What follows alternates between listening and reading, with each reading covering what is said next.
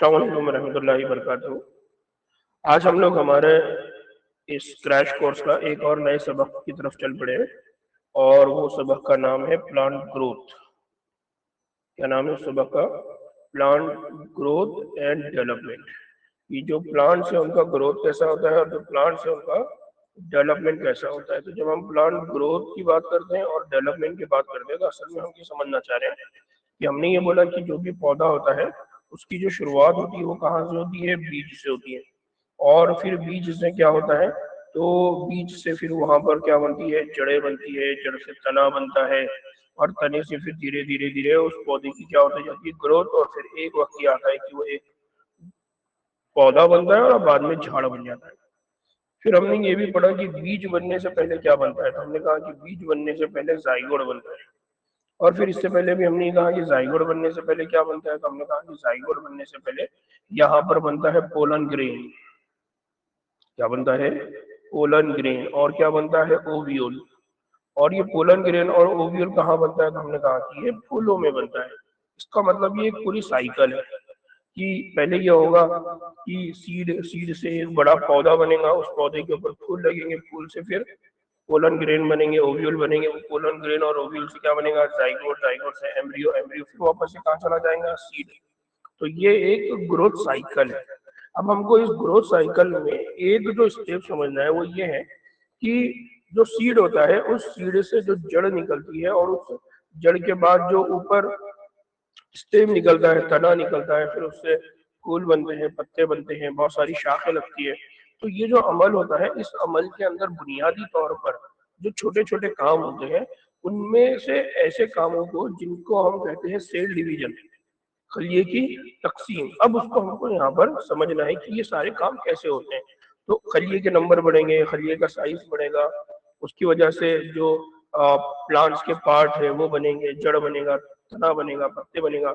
फिर वो कौन सी ऐसी चीजें हैं जो उन खलियों को बार बार तकसीम होने के लिए उकसाते रहते हैं या मोटिवेट करते हैं, जिसकी वजह से खलिए तकसीम होते जाते हैं और धीरे धीरे उनके साइज में इजाफा होता है। जैसा हम हैं, हम माँ के जिस्म से में होते हैं तो एक खलिया होते हैं, फिर एक से हम दो बनते हैं, दो से तीन खलिए बनते हैं, इस तरह से फिर एक हमारा पूरा जिस्म बनता है।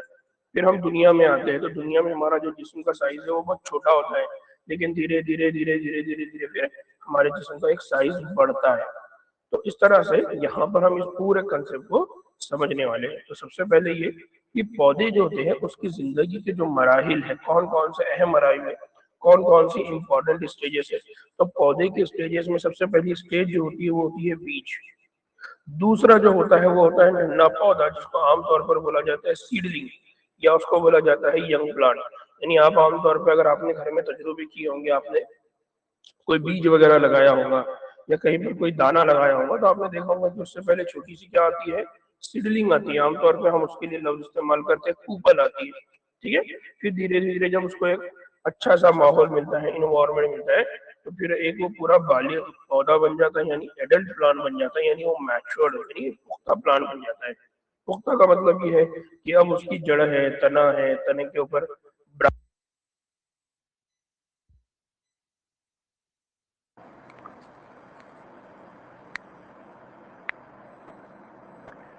शाखें हैं, पत्ते हैं, पत्तों के ऊपर फिर फूल है, फल है, ये सारी चीजें उसके ऊपर लगी हुई होती है, तब हम उसको कहते हैं बालिग पौधा।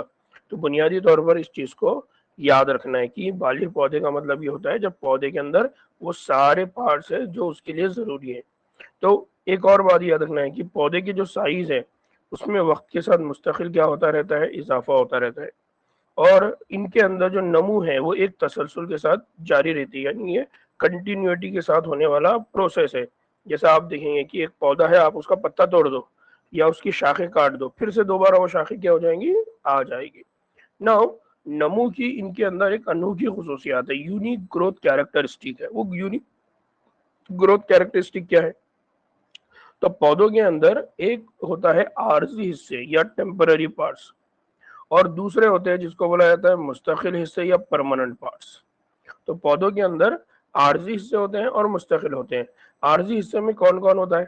तो आर्जी हिस्से में अगर हम बात करते हैं तो उसके अंदर होता है फल, उसके अंदर होता है पत्ता, उसके अंदर होते हैं फूल। ये सब कौन है? आर्जी हिस्से है। इसी तरह से अगर हम देखेंगे कि ये जो आर्जी हिस्से हैं इनका जो ग्रोथ है, इनका जो डेवलपमेंट है, इनकी जो नमो है वो होती है मौसमी तब्दीलियों की बुनियाद पर या सीजनल चेंजेस की बुनियाद पर। तो जैसे ही मौसम बदलेगा तो ये पत्ते झड़ जाएंगे, जैसे ही मौसम बदलेगा नए पत्ते आना शुरू होंगे, जैसे ही मौसम बदलेगा फल फूल पकना शुरू हो जाएंगे, यानी उनके रैपनिंग शुरू हो जाएंगे। इसलिए हम ये कहते हैं कि पत्ते फूल और फल ये जो है ये टेम्पररी हिस्से हैं, ये मौसम के लिहाज से बनते भी और झड़ते हैं। इसका मतलब ये है कि ये नमो के दोहराए जाने वाले चक्कर का हिस्सा, यानी ये जो है ये ऐसी नमो का हिस्सा है जो बार बार घूमते रहती है, मतलब साइक्लिक मैनर में ये प्रोसेस चलता रहता है।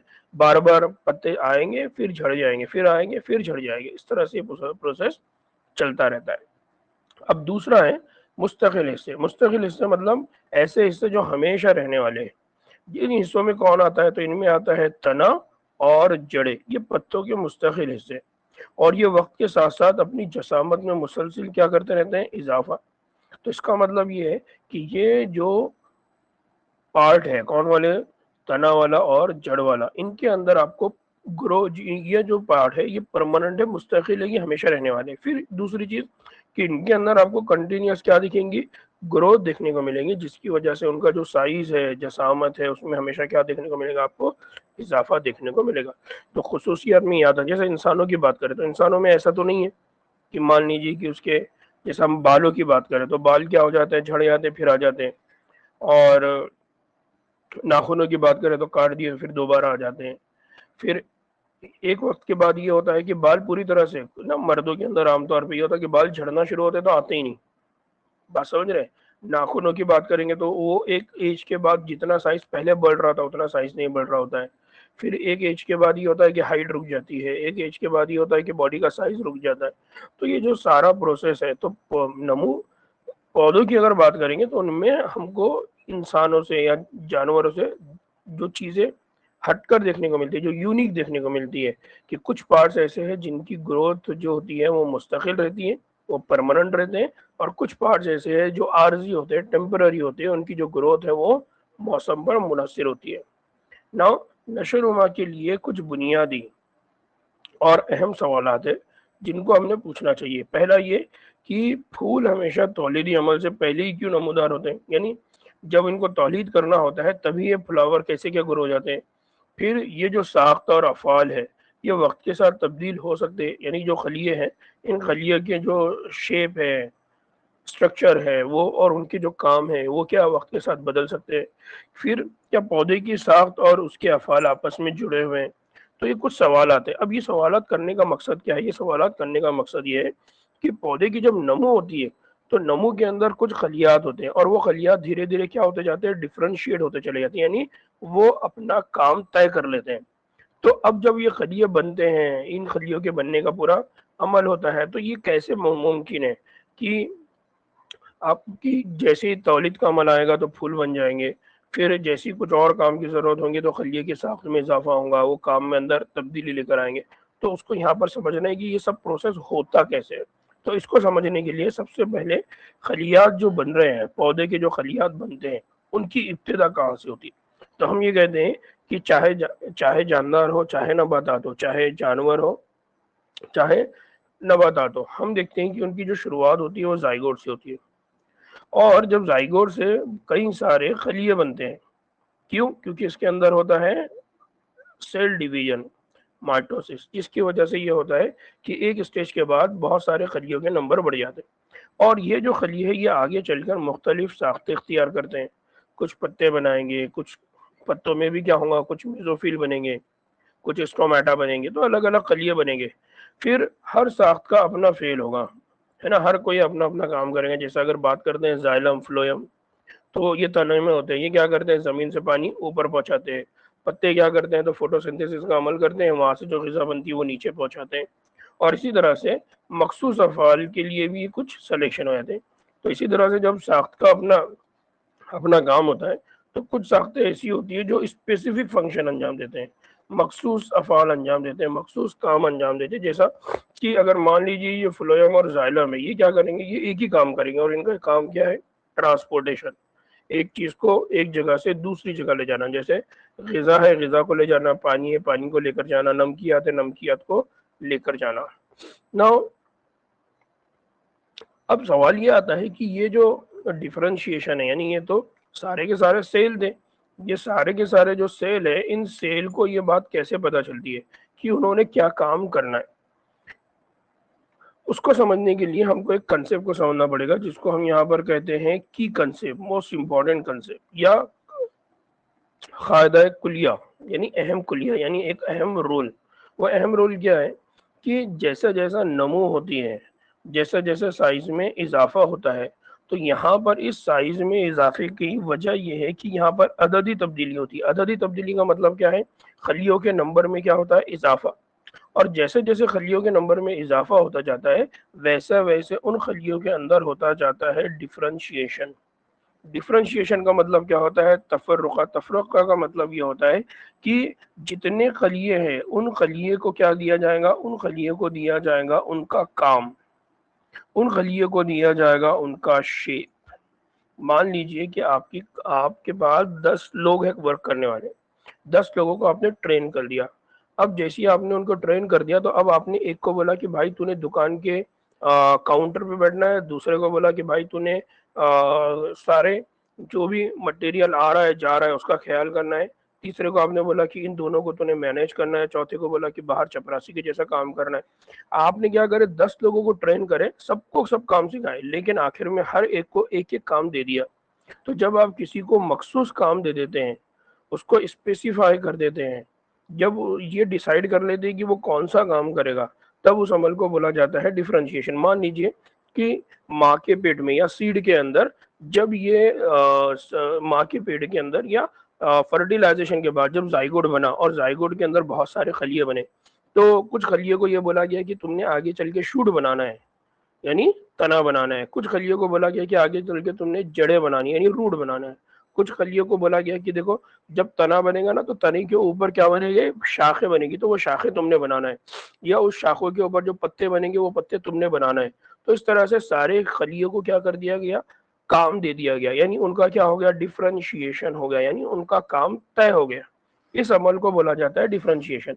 यानी इसका मतलब ये है कि जैसे जैसे खलिए तकसीम होते जाएंगे, खलियों के नंबर बढ़ते जाएंगे, वैसे वैसे उनके काम भी क्या होते चले जाएंगे? तय होते चले जाएंगे। इसी अमल को क्या बोला जाता है? डेवलपमेंट। इसी अमल को क्या बोला जाता है? नशोनुमा। तो डिफरेंशिएशन का मेन पर्पस क्या होता है? डिफरेंशिएशन का मेन पर्पस होता है तखस्सुस और ख़ास काम, स्पेशलाइजेशन एंड स्पेसिफिक फंक्शन। कि जो भी खलिए हैं उनको स्पेशलाइज फंक्शन देना, उनके स्पेसिफिक फंक्शन देना, मखसूस उनको काम देना, इसको बोला जाता है डिफरेंशिएशन। इसका मतलब ये है कि नमू के अंदर सबसे पहले ये होता है कि खलिए तकसीम होते हैं, खलियों की तकसीम के साथ साथ उनके अंदर डिफरेंशिएशन का अमल होता है। उसी डिफरेंशिएशन की वजह से उस पौधे के अंदर क्या देखने को मिलेगा? डेवलपमेंट देखने को मिलेगा। सेल्यूलर मल्टीप्लिकेशन, यानी खलियों के अंदर क्या देखने को मिलेगा? मुसलसिल बढ़ोतरी देखने को मिलेंगे। और फिर एक वक्त ये आएगा कि वो पूरी तरह से डेवलप्ड हो जाएगा। इसका मतलब है कि वो पूरी मुकम्मल बालिदगी को पहुंच जाएगा, यानी कंप्लीट मैच्योरेशन को पहुंच जाएगा, उसकी अपनी ग्रोथ को वो पहुंच जाएगा। इसका मतलब ये है कि यहाँ पर दोनों जो अमल है, ये अमल मिलकर पौधे की मुकम्मल क्या करते हैं? नशोनुमा करते हैं। तो याद रखना है कि यहाँ पर जो स्पेशली अमल हो रहा है, उसमें एक होता है खलिए के नंबर, यानी अददी इजाफा, और उस अददी इजाफे के बाद जो होता है वो होता है डिफरेंशिएशन। और उस डिफरेंशिएशन के नतीजे में ये होता है कि पौधा अपनी डेवलपमेंट, अपनी मैच्योरेशन को क्या हो जाता है? पहुंच जाता है। तो इस बात को याद रखना है ना। अब दूसरा कि ग्रोथ आप किसको बोलेंगे? What is mean by growth? नमू क्या होती है? ना यहाँ पर दो एग्जांपल है। पहला ये है कि आपके पास एक पत्ता है, उस पत्ते का पहले जो साइज है वो देखिए, और उस पत्ते का बाद का साइज देखिए, ठीक है ना। जानदारों की सबसे बड़ी और बुनियादी खुसूसियत क्या है? कि साइज में मुस्तकिल और नाकाबिल वापसी इजाफा। क्या मतलब है? मुस्तकिल नाकाबिल वापसी, यानी इरिवर्सिबल। क्या होता है? Continuous and irreversible increase in their size. इस अमल को बोला जाता है हकीकी ग्रोथ, और इस अमल के लिए होती है ज़रूरत तवानाई की। अब ये तवानाई की ज़रूरत कैसे मुकम्मल की जाएंगी, इसका मतलब है यहाँ पर कौन सा अमल होगा, रेस्पिरेशन का अमल होगा। रेस्पिरेशन के अमल के नतीजे में क्या बनेगी, एटीपी बनेगी, तवानाई बनेगी, और इस अमल को अंजाम देने के लिए उसका क्या किया जाएगा, इस्तेमाल किया जाएगा। तो हकीकी नमू का मतलब क्या होता है, हकीकी नमू का मतलब क्या होता है, ट्रू ग्रोथ का मतलब क्या होता है कि जब भी साइज में मुस्तकिल इजाफा होता रहेगा, और ये ऐसा इजाफा रहेगा जो इरिवर्सिबल है, यानी दोबारा इसमें अब कमी नहीं आएगी, उसको बोला जाता है हकीकी ग्रोथ। अब कुछ जगह पर हमको देखने को मिलती है आर्जी तब्दीली या टेम्पररी चेंज या टेम्पररी ग्रोथ। नाउ अब अगर यहाँ पर आप देख रहे हैं तो आपने क्या किया, एक छोटी सी लकड़ी लिया, उसको पानी में डाल दिया। अब क्या हुआ, लकड़ी का पानी में फूल जाना ये नमू नहीं है। क्यों नहीं है, क्योंकि जैसे ही आपने उसको पानी में से निकाला वो दोबारा क्या हो जाएगी, सुकड़ जाएगी। तो आपने याद रखना कि ग्रोथ एक्चुअली क्या होती है। तो ग्रोथ के मामले में याद रखना है कि ग्रोथ उस चीज को कहते हैं जहां पर कंटिन्यूस और इरिवर्सिबल क्या होता रहता है, increase in a size, increase in a, बात समझ में आ रही है, इंक्रीज इन अ साइज, तब हम उसको कहते हैं ग्रोथ। ना हमारी है, हमारे अब हम माँ के पेट में जितने थे, माँ के पेट में हमारा जो साइज था वो, माँ के जिस्म के अंदर 3 महीने के बाद जो साइज था वो, माँ के जिस्म के अंदर 6 महीने के बाद जो साइज था वो, माँ के जिस्म में 9 महीने के बाद जो साइज था वो, माँ के जिस्म से बाहर आने के बाद जो साइज था वो, और आज जिस कंडीशन में आप बैठे हैं वो साइज, वो तीनों में आपको क्या देखने को, वो सारे स्टेजेस में आपको क्या देखने को मिलता है, मुसलसिल इजाफा देखने को मिलता है। और आप ये देखेंगे कि उसमें अभी तक कभी भी वो रिवर्सिबल, यानी उसके अंदर वो वापसी नहीं हुई, वो इरिवर्सिबल है, दोबारा उसको वापस नहीं किया जा सकता। तब हम इसको कहते हैं नमू, और इसको कहते हैं ग्रोथ, हकीकी नमू। ना अब पौधों के अंदर क्या सलाहियत होती है, नमो को लेकर अगर बात करते हैं तो पौधों के अंदर क्या सलाहियत होती है। ना सबसे पहले ये कि जो ग्रोथ होती है पौधों के अंदर वो होती है इनडिटर्मिनेंट ग्रोथ। पौधों के अंदर जो होती है वो कैसी होती है, इनडिटर्मिनेंट ग्रोथ। और जानवरों की अगर बात करते हैं उनके अंदर होती है डिटर्मिनेट। डिटर्मिनेट का मतलब क्या है, एक तयशुदा ग्रोथ है, उससे ज्यादा उनकी साइज में इजाफा नहीं होगा, उनकी ग्रोथ नहीं होगी। तो डिटर्मिनेंट जो ग्रोथ होती है, डिटर्मिनेटेड ग्रोथ जो होती है वो किस में देखने को मिलती है, तो जानवरों में देखने को मिलती है, एनिमल्स के अंदर देखने को मिलती है। तो एनिमल्स की जो ग्रोथ होती है वो डिटर्मिनेंट होती है, तयशुदा होती है। तो नमू एक खास उम्र तक क्या होगा, इसमें इजाफा होगा, और ग्रोथ जो होती है वो स्टॉप हो जाएंगी कब, मैच्योरिटी। तो एक खास उम्र तक ग्रोथ में इजाफा होता रहेगा, और उस एज के बाद अब उसमें कोई इजाफा होने वाला नहीं है। इसका मतलब ये होता है कि अगर एनिमल की बात की जाए तो एनिमल में जो ग्रोथ है वो डिटर्मिनेटेड है, यानी एक वक्त के बाद अब वो क्या हो जाएंगे, रुक जाएंगे। जबकि पौधों की अगर बात करते हैं तो उनके अंदर जो ग्रोथ होती है वो इनडिटर्मिनेट होती है, यानी वो लामहदूद होती है, वहां पर कोई लिमिटेशन नहीं है, वो अनलिमिटेड है। कैसे, तो हम ये देखते हैं कि पौधों की एक इंतहाई सलाहियत जो है वो क्या है, उनकी जो यूनिक कैरेक्टरिस्टिक है वो क्या है कि उनके अंदर कंटिन्यूस मुसलसिल ग्रोथ होते रहते हैं। जैसा अभी हमने पढ़ा कि अगर हम दो पार्ट्स की बात करते हैं, जिसको हमने कहा था टेम्पररी पार्ट्स और जिसको हमने कहा था परमानेंट पार्ट। अगर टेम्पररी पार्ट को अगर देखें तो वो बार बार क्या करते रहते हैं, ग्रोथ करते रहते हैं, वो साइकिल चलता रहता है।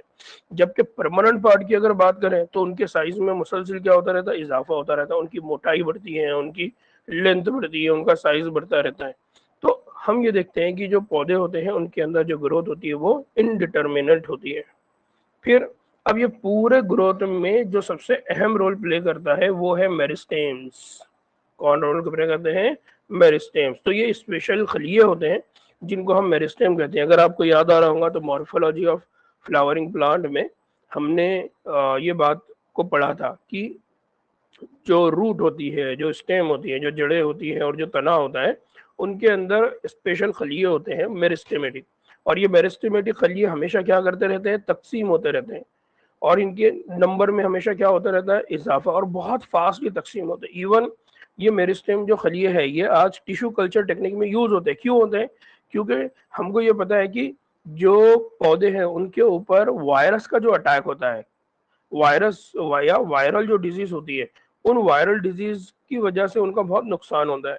तो अगर टिश्यू कल्चर टेक्निक में साइंटिस्ट ने ये बात को समझा कि अगर हमने मेरिस्टेम के जरिए पौधे को अगर ग्रो किया तो बहुत ज्यादा चांसेस ये है कि उस वायरस को उस पौधे से हम क्या कर दे सकते हैं, बेदखल बाहर निकाल दे सकते, उसको इरेडिकेट कर दे सकते हैं। तो क्यों कर सकते हैं? क्योंकि मेरिस्टेम खलिए की सबसे ज्यादा अच्छी खास बात यह है कि इट डिवाइड वेरी फास्ट। वो बहुत जल्दी जल्दी जल्दी, तकरीबन इतना फास्ट कि वायरस के मल्टीप्लाई होने से पहले वो अपने आप को क्या कर जाता है, मल्टीप्लाई कर जाता है। तो इस बात को याद रखना है। तो अब यहाँ पर हम बात कर रहे हैं मेरिस्टेम। तो मेरिस्टेम जो होती है वो दो तरह की होती है। एक होती है अपाइकल मेरिस्टेम, राशि मेरिस्टेम, जिसकी वजह से पौधे की जो ग्रोथ है वो ऊपर ऊपर जाएंगी और पौधे की हाइट जो है वो क्या होता रहेगा, इजाफा होता रहेगा। और दूसरा उसके बाजू में होते हैं लैटरल मेरिस्टेम।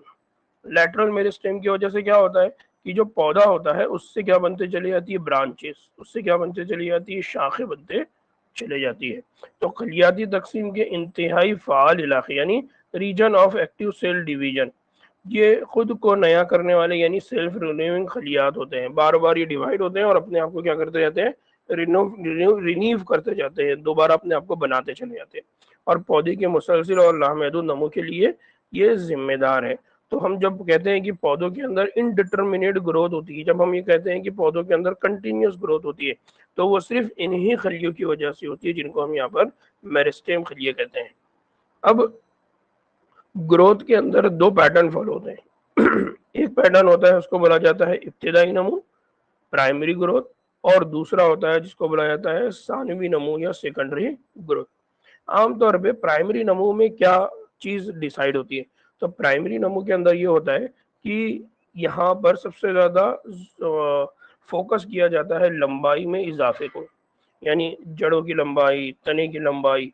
तो यहाँ पर क्या होता है, यहाँ पर ग्रोथ होती है राशि मेरिस्टेम, राशि मेरिस्टेम या अपाइकल मेरिस्टेम। तो shoot apical meristem, root apical meristem.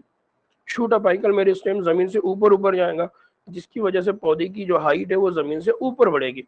और रूट अपाइकल मेरिस्टेम जमीन के नीचे नीचे बढ़ेगा, जिसकी वजह से जो पौधा है उसकी जो हाइट है वो जमीन के नीचे बढ़ेगी। तो ऊपर तने की इजाफा होगा और नीचे जड़ों की हाइट में, लंबाई में क्या होगा, इजाफा होगा। ये जो इजाफा है या ये जो ग्रोथ है इसको बोला जाता है प्राइमरी ग्रोथ।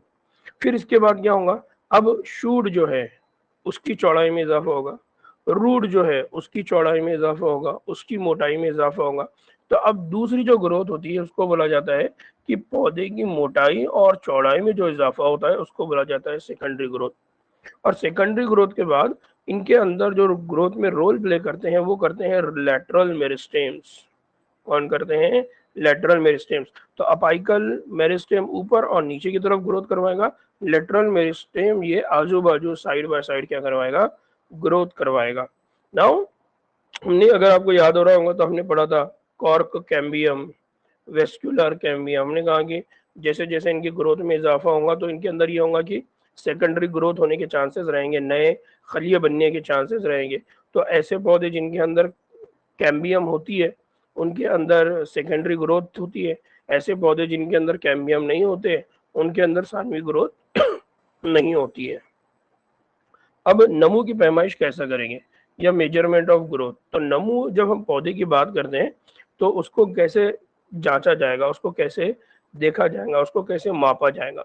तो नमू को बराह रास्त मापना मुश्किल है, इसलिए इसके लिए कुछ अलग तरीके क्या किए जाते हैं, इस्तेमाल किए जाते हैं। जैसे अगर बात करते हैं कि खलियों की तादाद में इजाफा, इंक्रीज इन सेल नंबर, अगर सेल के नंबर में इजाफा हो रहा है इसका मतलब उसकी ग्रोथ, उसकी नमू क्या हो रही है, बढ़ रही है।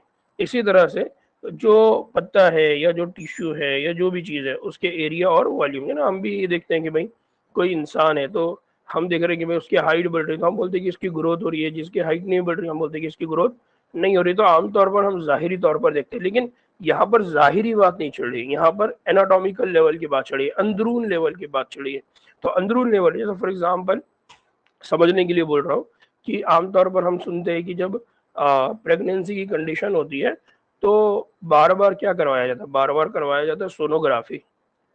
उस सोनोग्राफी में डॉक्टर क्या देखता है, डॉक्टर ये देखता रहता है कि जो मंथली स्टेजेस है बच्चे की ग्रोथ के, उसके अकॉर्डिंग उस मदर के बॉडी के अंदर वो जो जुनेन है यानी वो जो जाइगोट है और उससे जो एम्ब्रियो बनने वाला है वो एम्ब्रियो का साइज बढ़ रहा है या नहीं बढ़ रहा है। अगर साइज बढ़ रहा है इसका मतलब उसके अंदर खलियों का क्या हो रहा है, तकसीम हो रही है। और आमतौर पर हम ये कहते हैं कि खलियों की जो तकसीम होती है वो ज्योमेट्रिक होती है। ज्योमेट्रिक का मतलब क्या होता है, 1 से 2, 2 से 4, 4 से 8।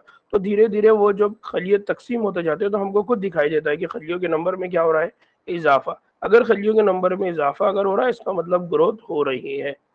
ये इसी तरह से जितने एरिया में वो जुनैन, वो जो माँ के जिस रहम में, माँ की जिस जगह पर माँ के पेट में जिस रहम में वो रह रहा था, यूटेरस पे रह रहा था, उस यूटेरस पर अब उसने कितना एरिया ऑक्यूपाई किया। जैसे फॉर एग्जांपल मान लीजिए कि आपके मोहल्ले में पहले कोई एक शख्स आया, उसने चाय की टपरी डाला, तो एक छोटा सा एरिया उसने ऑक्यूपाई किया। फिर बाद में उसने आजू बाजू की थोड़ी और जमीन खरीद ली, फिर बाद में और जमीन खरीद ली। अब वो छोटी सी चाय की टपरी एक बहुत बड़े से होटल में तब्दील हो गया, 5 स्टार होटल में।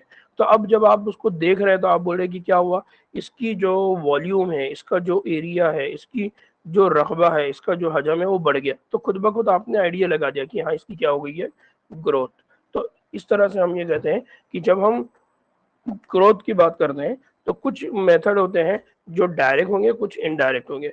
तो कुछ बराह रास्त होंगे, कुछ बिल्ड रास्त होंगे। तो डायरेक्ट और इनडायरेक्ट मेथड की हमारे पास बात हो रही है। तो कुछ मेथड होंगे जिनको हम डायरेक्टली करेंगे, लेकिन कुछ जगह पर होंगे जहां पर हम इनडायरेक्टली काम करेंगे। नाउ इसी तरह से लंबाई में इजाफा, कि लंबाई कितनी हुई आप उसको देख सकते हैं। इनडायरेक्टली मेथड में एक ये हो सकता है कि आप ताज़ा वजन यानी फ्रेश वेट, कि कोई पौधा है उसका ताज़ा वजन यानी उसका उससे कितना आपको बायोमास मिल रहा है। जैसा कि मान लीजिए कि कोई फल है, तो पौधे के ऊपर वो जो फल है, कल आपने उसका वेट करे थे तो मालूम पड़ा कि 50 किलोग्राम था। दूसरे दिन आप आए, आपने आके देखा कि साइज तो वही दिख रहा है, लेकिन अब आपने उसका वेट किया, वेट करने के बाद मालूम पड़ा कि अब ये 50 किलो के बजाय 100 किलोग्राम हो गया। आमतौर पे तरबूज वगैरह को अगर आप देखेंगे तो एक तरबूज होता है, दो तरबूज है, उन दोनों का साइज तो एक ही है, लेकिन जब वजन कर रहे हैं तो एक का साइज ज्यादा हो रहा है और एक का साइज सॉरी एक का वेट ज्यादा हो रहा है, एक का वेट क्या हो रहा है, कम हो रहा है। इसका मतलब ये है कि दोनों दिखने में तो एक जैसे हैं, लेकिन एक की जो ग्रोथ है दूसरे के मुकाबले में थोड़ी सी ज्यादा होगी। फिर इसी तरह से होता है खुश्क वजन, क्या होता है, ड्राई वेट। तो आप क्या करते हैं, इस तरह से नमू को क्या करते हैं, गिनते हैं, नमू को क्या करते हैं, काउंट करते हैं। नाउ अब कुछ हैरत अंगेज बात है, किस मामले में, ग्रोथ के मामले में। जैसे कि अगर हम बात करते हैं मकई के पौधे की, तो मकई के पौधे की जड़ में 1 घंटे में कितने नए खलिए बनते हैं, तो कहा जाता है कि 17,500। कितने घंटे की बात हो रही है, 1 घंटे की बात हो रही है। तो 17,500 नए खलिए उसके अंदर बनते हैं। जबकि तरबूज की अगर बात करते हैं तो तरबूज का जो एक खलिया है, देखिए यहाँ पर है ना नंबर की बात हुई है, 17,500 नए खलिए पैदा होते हैं। जबकि तरबूज का एक खलिए की अगर बात करें तो वो अपने असल साइज से कितना बड़ा हो जाता है, इकाई, दाही, सैकड़ा, हजार, 10,000, लाख, यानी 3,50,000। कितना हो जाता है, 3,50,000 गुना। कितना गुना बढ़ता है वो, 3,50,000 गुना अपने नॉर्मल साइज से एक खलिए का साइज बढ़ता है। इसलिए हम देखते हैं कि आमतौर पे हमारे पास जो तरबूज वगैरह होते हैं उनके जो साइज की अगर हम बात करते हैं तो अब हम ये कहते हैं कि इनके साइज में कितना फास्ट क्या होगा, इजाफा होगा। तो एक जगह नंबर बढ़े, एक जगह क्या बढ़ा, साइज बढ़ा।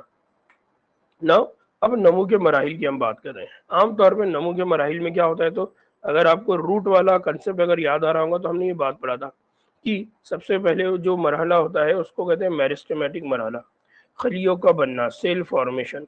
तो मेरिस्टेमेटिक में क्या होगा, सेल खलिए जो है वो तकसीम होंगे, डिवीजन होगा उनका, और 1 से 2, 2 से 4, इस तरह से वो बढ़ते चले जाएंगे। दूसरा होता है तवालुद का मरहला। तवालुद का मतलब क्या होता है, साइज में जबरदस्त इजाफा होता है। इनकी जो साइज है उसमें क्या होता है, इजाफा होता है। अब साइज में इजाफे का मतलब क्या है कि उनके अंदर होता है इलोंगेशन, उनकी लेंथ क्या होती जाती है, बढ़ते चली जाती है। तो पहला होता है मेरिस्टेमेटिक मरहला, तकसीम का मरहला होता है, खलिए नए नए खलिए बनते चले जाते हैं। खलिए के बनने के बाद ये होता है कि वो खलिए इलोंगेट होते हैं, यानी मैच्योर होते चले जाते हैं, और इस तरह से वो क्या होते हैं, अपने साइज में, लंबाई में क्या करते हैं, इजाफा करते हैं। उसके बाद होता है पुख्तगी का मरहला। पुख्तगी का मतलब क्या होता है, उनकी शक्ल, उनका काम, उन सब का क्या होगा, तयन होगा, वो डिटरमाइन होंगे कि वो काम कैसा करेंगे, वो दिखाई कैसे देंगे ये। तो आमतौर पे ये 3 मरहले हैं जो पौधों की ग्रोथ में हमको देखने को मिलते हैं। पहला मरहला क्या है, तो हमने कहा कि मेरिस्टेमेटिक। यहाँ पर थोड़ा सा उर्दू में गड़बड़ हो गया, समझ लेना। तो खलियात क्या होते हैं, यहाँ पर इंतहाई तेजी से तकसीम होते हैं। साइटोप्लाज्म जो होता है इन खलियों का, वो बहुत गाढ़ा होता है। गाढ़ा होने का मतलब ये है कि वहां पर बहुत ज्यादा क्या जमा होगा, न्यूट्रिएंट्स, ग़िज़ा जमा होने वाली है, खाना पीना उनको, क्योंकि वो तकसीम होने वाले, वो काम करने वाले। तो जब वो काम करेंगे तो उनको क्या लगेंगी, एटीपी लगेंगी, एनर्जी लगेंगी। वो एटीपी और एनर्जी वो कहाँ से लेकर आएंगे, तो इस ग़िज़ा से हासिल करेंगे। जैसे कि मान लीजिए कि जो आपके पास कोई मजदूर है, वो बहुत काम करता है, तो वो अपने साथ टिफिन लेकर आएगा, या उसका जो खाने का डिब्बा रहेगा वो थोड़ा बड़ा रहेगा, ताकि वो उससे क्या करे, तवानाई हासिल करे। फिर साथ ही साथ इनके न्यूक्लियस, न्यूक्लियस के साइज में भी इजाफा होता है, और जो न्यूक्लियस होता है बहुत नुमाया होता है। क्यों? क्योंकि न्यूक्लियस ये डिसीजन मेकर है, डीएनए है। ये डीएनए के पास सारी इंफॉर्मेशन है, किस तरह से खलिए को तकसीम होना है, कब तकसीम होना है, उसके अंदर किस तरह का कलर आएगा, उसके अंदर किस तरह का शेप आएगा, उसके अंदर क्लोरोप्लास्ट बनेंगे नहीं बनेंगे, ये सारे जो डिसीजन है, ये जो सारी इंफॉर्मेशन है, ये सारी जो बुकलेट है, ये बुकलेट डीएनए की शक्ल में है, किसके अंदर रखी हुई, न्यूक्लियस। क्योंकि खलिया जो होता है, अब ये खलिया बड़ा होने वाला है, इसका साइज और बड़ा होने वाला है, और इसके अंदर बहुत सारे काम होने वाले हैं। बहुत सारे काम का मतलब है उसके अंदर आगे चल के ट्रांसक्रिप्शन होगा, ट्रांसलेशन होगा, प्रोटीन बनेंगे, एंजाइम्स बनेंगे, वो एंजाइम जाके मेटाबॉलिक साइकिल में काम करेंगे, ताबुल के अमल में काम करेंगे, ग्लाइकोलाइसिस साइकिल होंगे, टीसीए साइकिल होंगे, क्लोरोप्लास्ट में अलग काम होगा, माइटोकॉन्ड्रिया में अलग काम होगा, वैक्यूल्स में अलग काम होंगे, राइबोसोम अलग काम करेंगे। तो इतने सारे जो वर्कर है, मजदूर है, उनको रेगुलेट करना है, उनको इंफॉर्मेशन देना है। तो इस इंफॉर्मेशन को किस शक्ल में दिया जाएगा, डीएनए। और ये डीएनए जो होता है, ये कहाँ पर होता है, न्यूक्लियस के अंदर होता है। फिर इसी तरह से आगे चल के क्या बनेंगी, खलवी दीवारें बनेंगी, यानी सेल वॉल। क्योंकि हम जो बात कर रहे हैं वो पौधों की बात कर रहे हैं, और पौधों की खसूसियात में जो एक और अहम खसूसियात है, जो सबसे अहम खसूसियात है, कि इनके अंदर सेल वॉल होती है। तो हमने यही बात बायोलॉजिकल क्लासिफिकेशन में पढ़ा कि जानवरों में और पौधों में बड़ा फर्क क्या है। तो जानवरों में और पौधों में जो बड़ा फर्क है, वो है सेल वॉल की मौजूदगी, कि पौधों के पास सेल वॉल होती है, जानवरों के पास सेल वॉल नहीं होती। नाउ दूसरा है इलांगेशन का मरहला, तवालुद का मरहला। तो बेसिकली इसमें हमने क्या बोला कि यहाँ पर जो खलिया है उसके साइज में, उसकी लंबाई में इजाफा होता रहता है। ये इजाफा किस शक्ल में होता है, किस तरह होता है, तो हम ये देखते हैं कि पौधों के अंदर सेल वॉल के साथ साथ एक और ऑर्गेनल है, एक और अर्जुचा है, जो जानवरों के खलियों में नहीं होता। वो क्या है, वैक्यूल्स। तो यहाँ पर क्या होते हैं, वैक्यूल्स बनते जाते हैं, और धीरे धीरे ये इंतहाई बड़े हो जाते हैं। तो वैक्यूल्स एक तो बनते हैं, दूसरे इनलार्ज होते हैं। वैक्यूल्स में होता क्या है, तो हमने ये पढ़ा हुआ है कि वैक्यूल्स पौधों के अंदर सैप को स्टोर करके रखते हैं, एक्सक्रीटरी जो मादे होते हैं, वेस्ट मटेरियल होता है, उसको स्टोर करते हैं, सारे आयंस को स्टोर करके रखते हैं, पानी को जमा करके रखते हैं। तो ये जो पूरा उस खलिए को जितने भी चीज़ों की नीड होने वाली है, ज़रूरत लगने वाली है, वो क्या करता है, एक स्टोरेज, एक गार्बेज हाउस है, एक ऐसा एरिया है जहाँ पर सारी चीज़ों को उसने क्या करके रखा है, स्टोर करके रखा है। नहीं, ये एक तरह का स्टोर रूम है। तो सारी चीज़ें वो इस स्टोर रूम में क्या करता है, जमा करता है। तो नॉर्मल बात है कि पौधे, क्योंकि इन कंटिन्यूस ग्रोथ होने वाली है, मुसलसिल ग्रोथ होने वाली है, तो इसका मतलब उसको मुसलसिल ये सारी चीजें लगने वाली है, तो वो जितना चाहता है उतना ज्यादा अपने अंदर क्या करके रखता है, स्टोर हाउस में उनको जमा करके रखता है। फिर इसी तरह से खलवी दीवार जो है फैलते जाती है और मजबूत होती जाती है। और हमको पता है कि खलवी दीवार का फैलने का मतलब ये होता है कि प्राइमरी सेल वॉल बनेगी, सेकेंडरी सेल वॉल बनेगी, फिर वो प्राइमरी सेल वॉल के साथ प्लाज्मा डेस्मेटा बनेंगे। तो इस तरह से एक खलिया दूसरे खलिए से जुड़ जाएगा। जब एक खलिया दूसरे खलिए से जुड़ेगा तो वो आपस में एक दूसरे को क्या करेंगे, कोऑर्डिनेट करेंगे, बाहमी रब्त करेंगे, मिलकर काम करेंगे।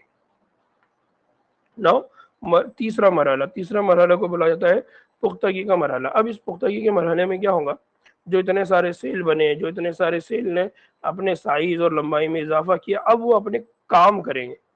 तो खलियात जैसे ही अब पूरे मुकम्मल हो जाते हैं और हतमी साइज तक क्या हो जाते हैं, यहाँ पर पहुंच जाते हैं।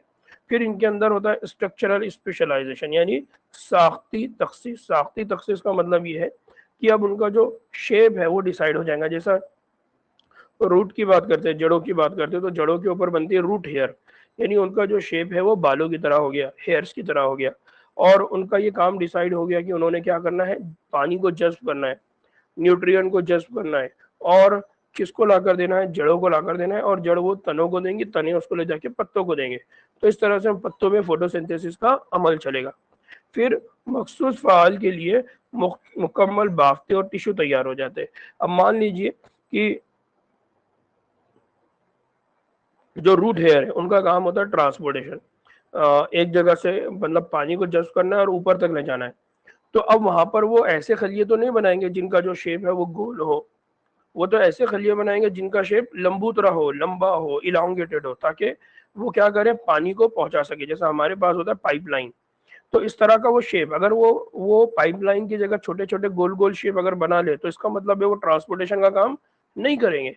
तो इसका मतलब ये है कि उनको क्या करना पड़ेगा, स्पेशल बाफ्ते अपने अंदर बनाना पड़ेगा। और आपको याद होगा, तो हमने जब एनाटॉमी पढ़ा तो हमने एनाटॉमी के अंदर बाफ्तों का बाफ्ते टिश्यू ये पूरा पढ़ा है। अगर आपको याद नहीं होगा तो थोड़ी देर के लिए जब आप ये स्टडी करते बैठेंगे उस वक्त है तो एनाटॉमी को, मॉर्फोलॉजी को थोड़ा रिवाइज करना, इससे आपको ये जो कंसेप्ट है इन कंसेप्ट को समझने में और ज्यादा मदद मिलेगी ना। तो ये बुनियादी चीज़ है और खुलासे के ऊपर मुबाहिसा करने की ज़रूरत नहीं है। अल्हम्दुलिल्लाह आप लोग समझदार हैं, ठीक है। तो इन सारे कंसेप्ट को याद रखना है और अच्छे से इन टॉपिक्स को 2-3 बार पढ़िए ताकि आपको सारा कंसेप्ट क्लियर हो जाए, ठीक है ना। अब दूसरा दूसरा कंसेप्ट क्या है कि हमने बोला कि पौधों में ग्रोथ होती है। तो होती है, लेकिन अगर हमको ये मालूम करना पड़े कि पौधों की ग्रोथ रेट क्या है, यानी मान लीजिए कि कोई एक पौधा है जो पानी उसको उसकी ज़रूरत है, तो पानी जब उसको दिया जाता है तो उसकी ग्रोथ बहुत फास्ट होती है। और कोई पौधा ऐसा है जिसकी ज़रूरत पानी से ज़्यादा सूरज की रोशनी है, उसको अगर सूरज की रोशनी दी जाए तो वो ज़्यादा ग्रोथ करता है। कोई पौधा ऐसा है जो गर्मियों में ज़्यादा अच्छे से ग्रो होता है, कोई पौधा ऐसा है जो सर्दी के दिनों में ज़्यादा अच्छे से ग्रो होता है। इसका मतलब ये है कि पौधों के अंदर ग्रोथ तो होती है, लेकिन उनकी वो जो ग्रोथ है उसकी जो रेट है वो अलग अलग होगी।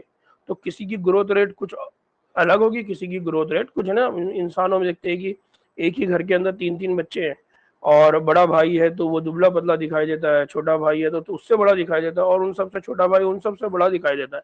तो तीनों की जो ग्रोथ रेट, तीनों में ग्रोथ हुई, बट तीनों की ग्रोथ रेट में हमको क्या देखने को मिला है, बहुत फर्क देखने को मिला है। इसका मतलब हर एक की जो ग्रोथ रेट है वो अलग अलग है। तो अब हम जो बात कर रहे हैं ग्रोथ के अंदर, वो ग्रोथ रेट की बात कर रहे हैं, और हम यहाँ पर बात कर रहे हैं नमू की शरह। आमतौर पे ये नमू की शरह क्या डिसाइड करती है, ग्रोथ रेट क्या डिसाइड करती है। मान लीजिए कि आप किसान हैं, अगर आप किसान हैं तो आप ऐसा पौधा अपने खेत में लगाएंगे जो 3 महीने में, 2 महीने में, या मान लीजिए एक ही दिन में उसकी हाइट इतनी हो जाए कि अगर उसको आप मार्केट में लेकर जाए, सेल आउट करने के लिए लेकर जाए, तो खरीदने वाला उसको देखे और उसको लगे कि अरे यार ये तो बहुत अच्छा प्लांट है, और वो फौरी। तो इससे दोनों का फायदा है क्या, कि किसान हर दिन नया पौधा उगाएगा जिसको वो मार्केट में ले जाकर बेचेगा, और मार्केट में जो लोग उस पौधे को देखेंगे जिसकी हाइट बहुत अच्छी है तो वो फटाफट उसको क्या कर लेंगे, खरीद लेंगे। तो ये फायदा होता है। तो नमू की जो शरह है, ये नमू की शरह हम क्यों पढ़ रहे हैं, ग्रोथ रेट हम क्यों पढ़ रहे हैं, ताकि हमको ये समझ में आए कि कौन से पौधे मार्केट के लिए बहुत ज्यादा सुटेबल है, ठीक है ना। अब नमू की इकाई की अगर बात करते हैं तो फी इकाई वक्त में नमू का जायजा होता है, यानी नमू या ग्रोथ की अगर हम बात करेंगे तो उसकी जो इकाई है वो है वक्त। उसकी जो इकाई है वक्त, मान लीजिए कि 1 रोज में वो कितना बड़ा, 5 रोज में वो कितना बड़ा, 10 रोज में वो कितना बड़ा। तो इस तरह से आप क्या करते जाते हैं, उस ग्रोथ को मालूम करते जाते हैं, नमो को मालूम करते हैं। फिर हिसाबी तौर पर मापने की इसके अंदर क्या होती है, सलाहियत होती है कि एबिलिटी टू मेजर मैथमेटिकली। तो ग्रोथ रेट या शरह हम इसलिए भी काउंट करते हैं क्योंकि आप इसको बहुत आसानी से माप सकते हैं, आप इसको गिन सकते हैं। इसी तरह से पौधे की जो बढ़ने की रफ्तार है उसका आप क्या करते हैं, तायुन। तो determination of the plant growth speed. तो बेसिकली नमू की शरह या ग्रोथ रेट आप क्यों देख रहे हैं, तो पहली बात ये कि ग्रोथ रेट आप इसलिए क्योंकि आप उसको वक्त के साथ मेजर कर सकते हैं। दूसरा, आप उसको मैथमेटिक्स के साथ यानी रियाजी के साथ या क्वांटिटी के साथ समझ सकते हैं। तीसरा, इसके जरिए आपको इस बात का तयन होगा कि इसकी जो रफ्तार है, ग्रोथ रेट है, इस प्लांट की जो क्या बोलेंगे स्पीड है ग्रोथ की, वो किस तरह से है, किस तरह से चल रही है, कितनी अच्छी है, कितनी बुरी है, ये आप उससे आसानी से समझ सकते हैं। नाउ अब नमू की जब हम बात करते हैं तो नमू को हिसाबी, अगर हमको उसको हिसाबी तौर पे बात करना है तो हम उसका मुकाबला करेंगे हिंसी के साथ। मतलब क्या कि हम नमू को दो तरीके से लिख सकते हैं, एक होता है अरिथमेटिक और दूसरा होता है ज्योमेट्रिक। अरिथमेटिक का मतलब क्या होता है, हिसाबी, और ज्योमेट्रिक का मतलब क्या होता है, हिंसी। अब ये जो ज्योमेट्रिक और अरिथमेटिक है, जिसको मैं हिसाबी और हिंसी बोल रहा हूँ, ये अभी आपको समझ में नहीं आएगा, लेकिन जब हम पूरा उसको पढ़ लेंगे ना तो आपके दिमाग में खुद ब खुद वो दोनों भी अल्फाज का मीनिंग आएगा।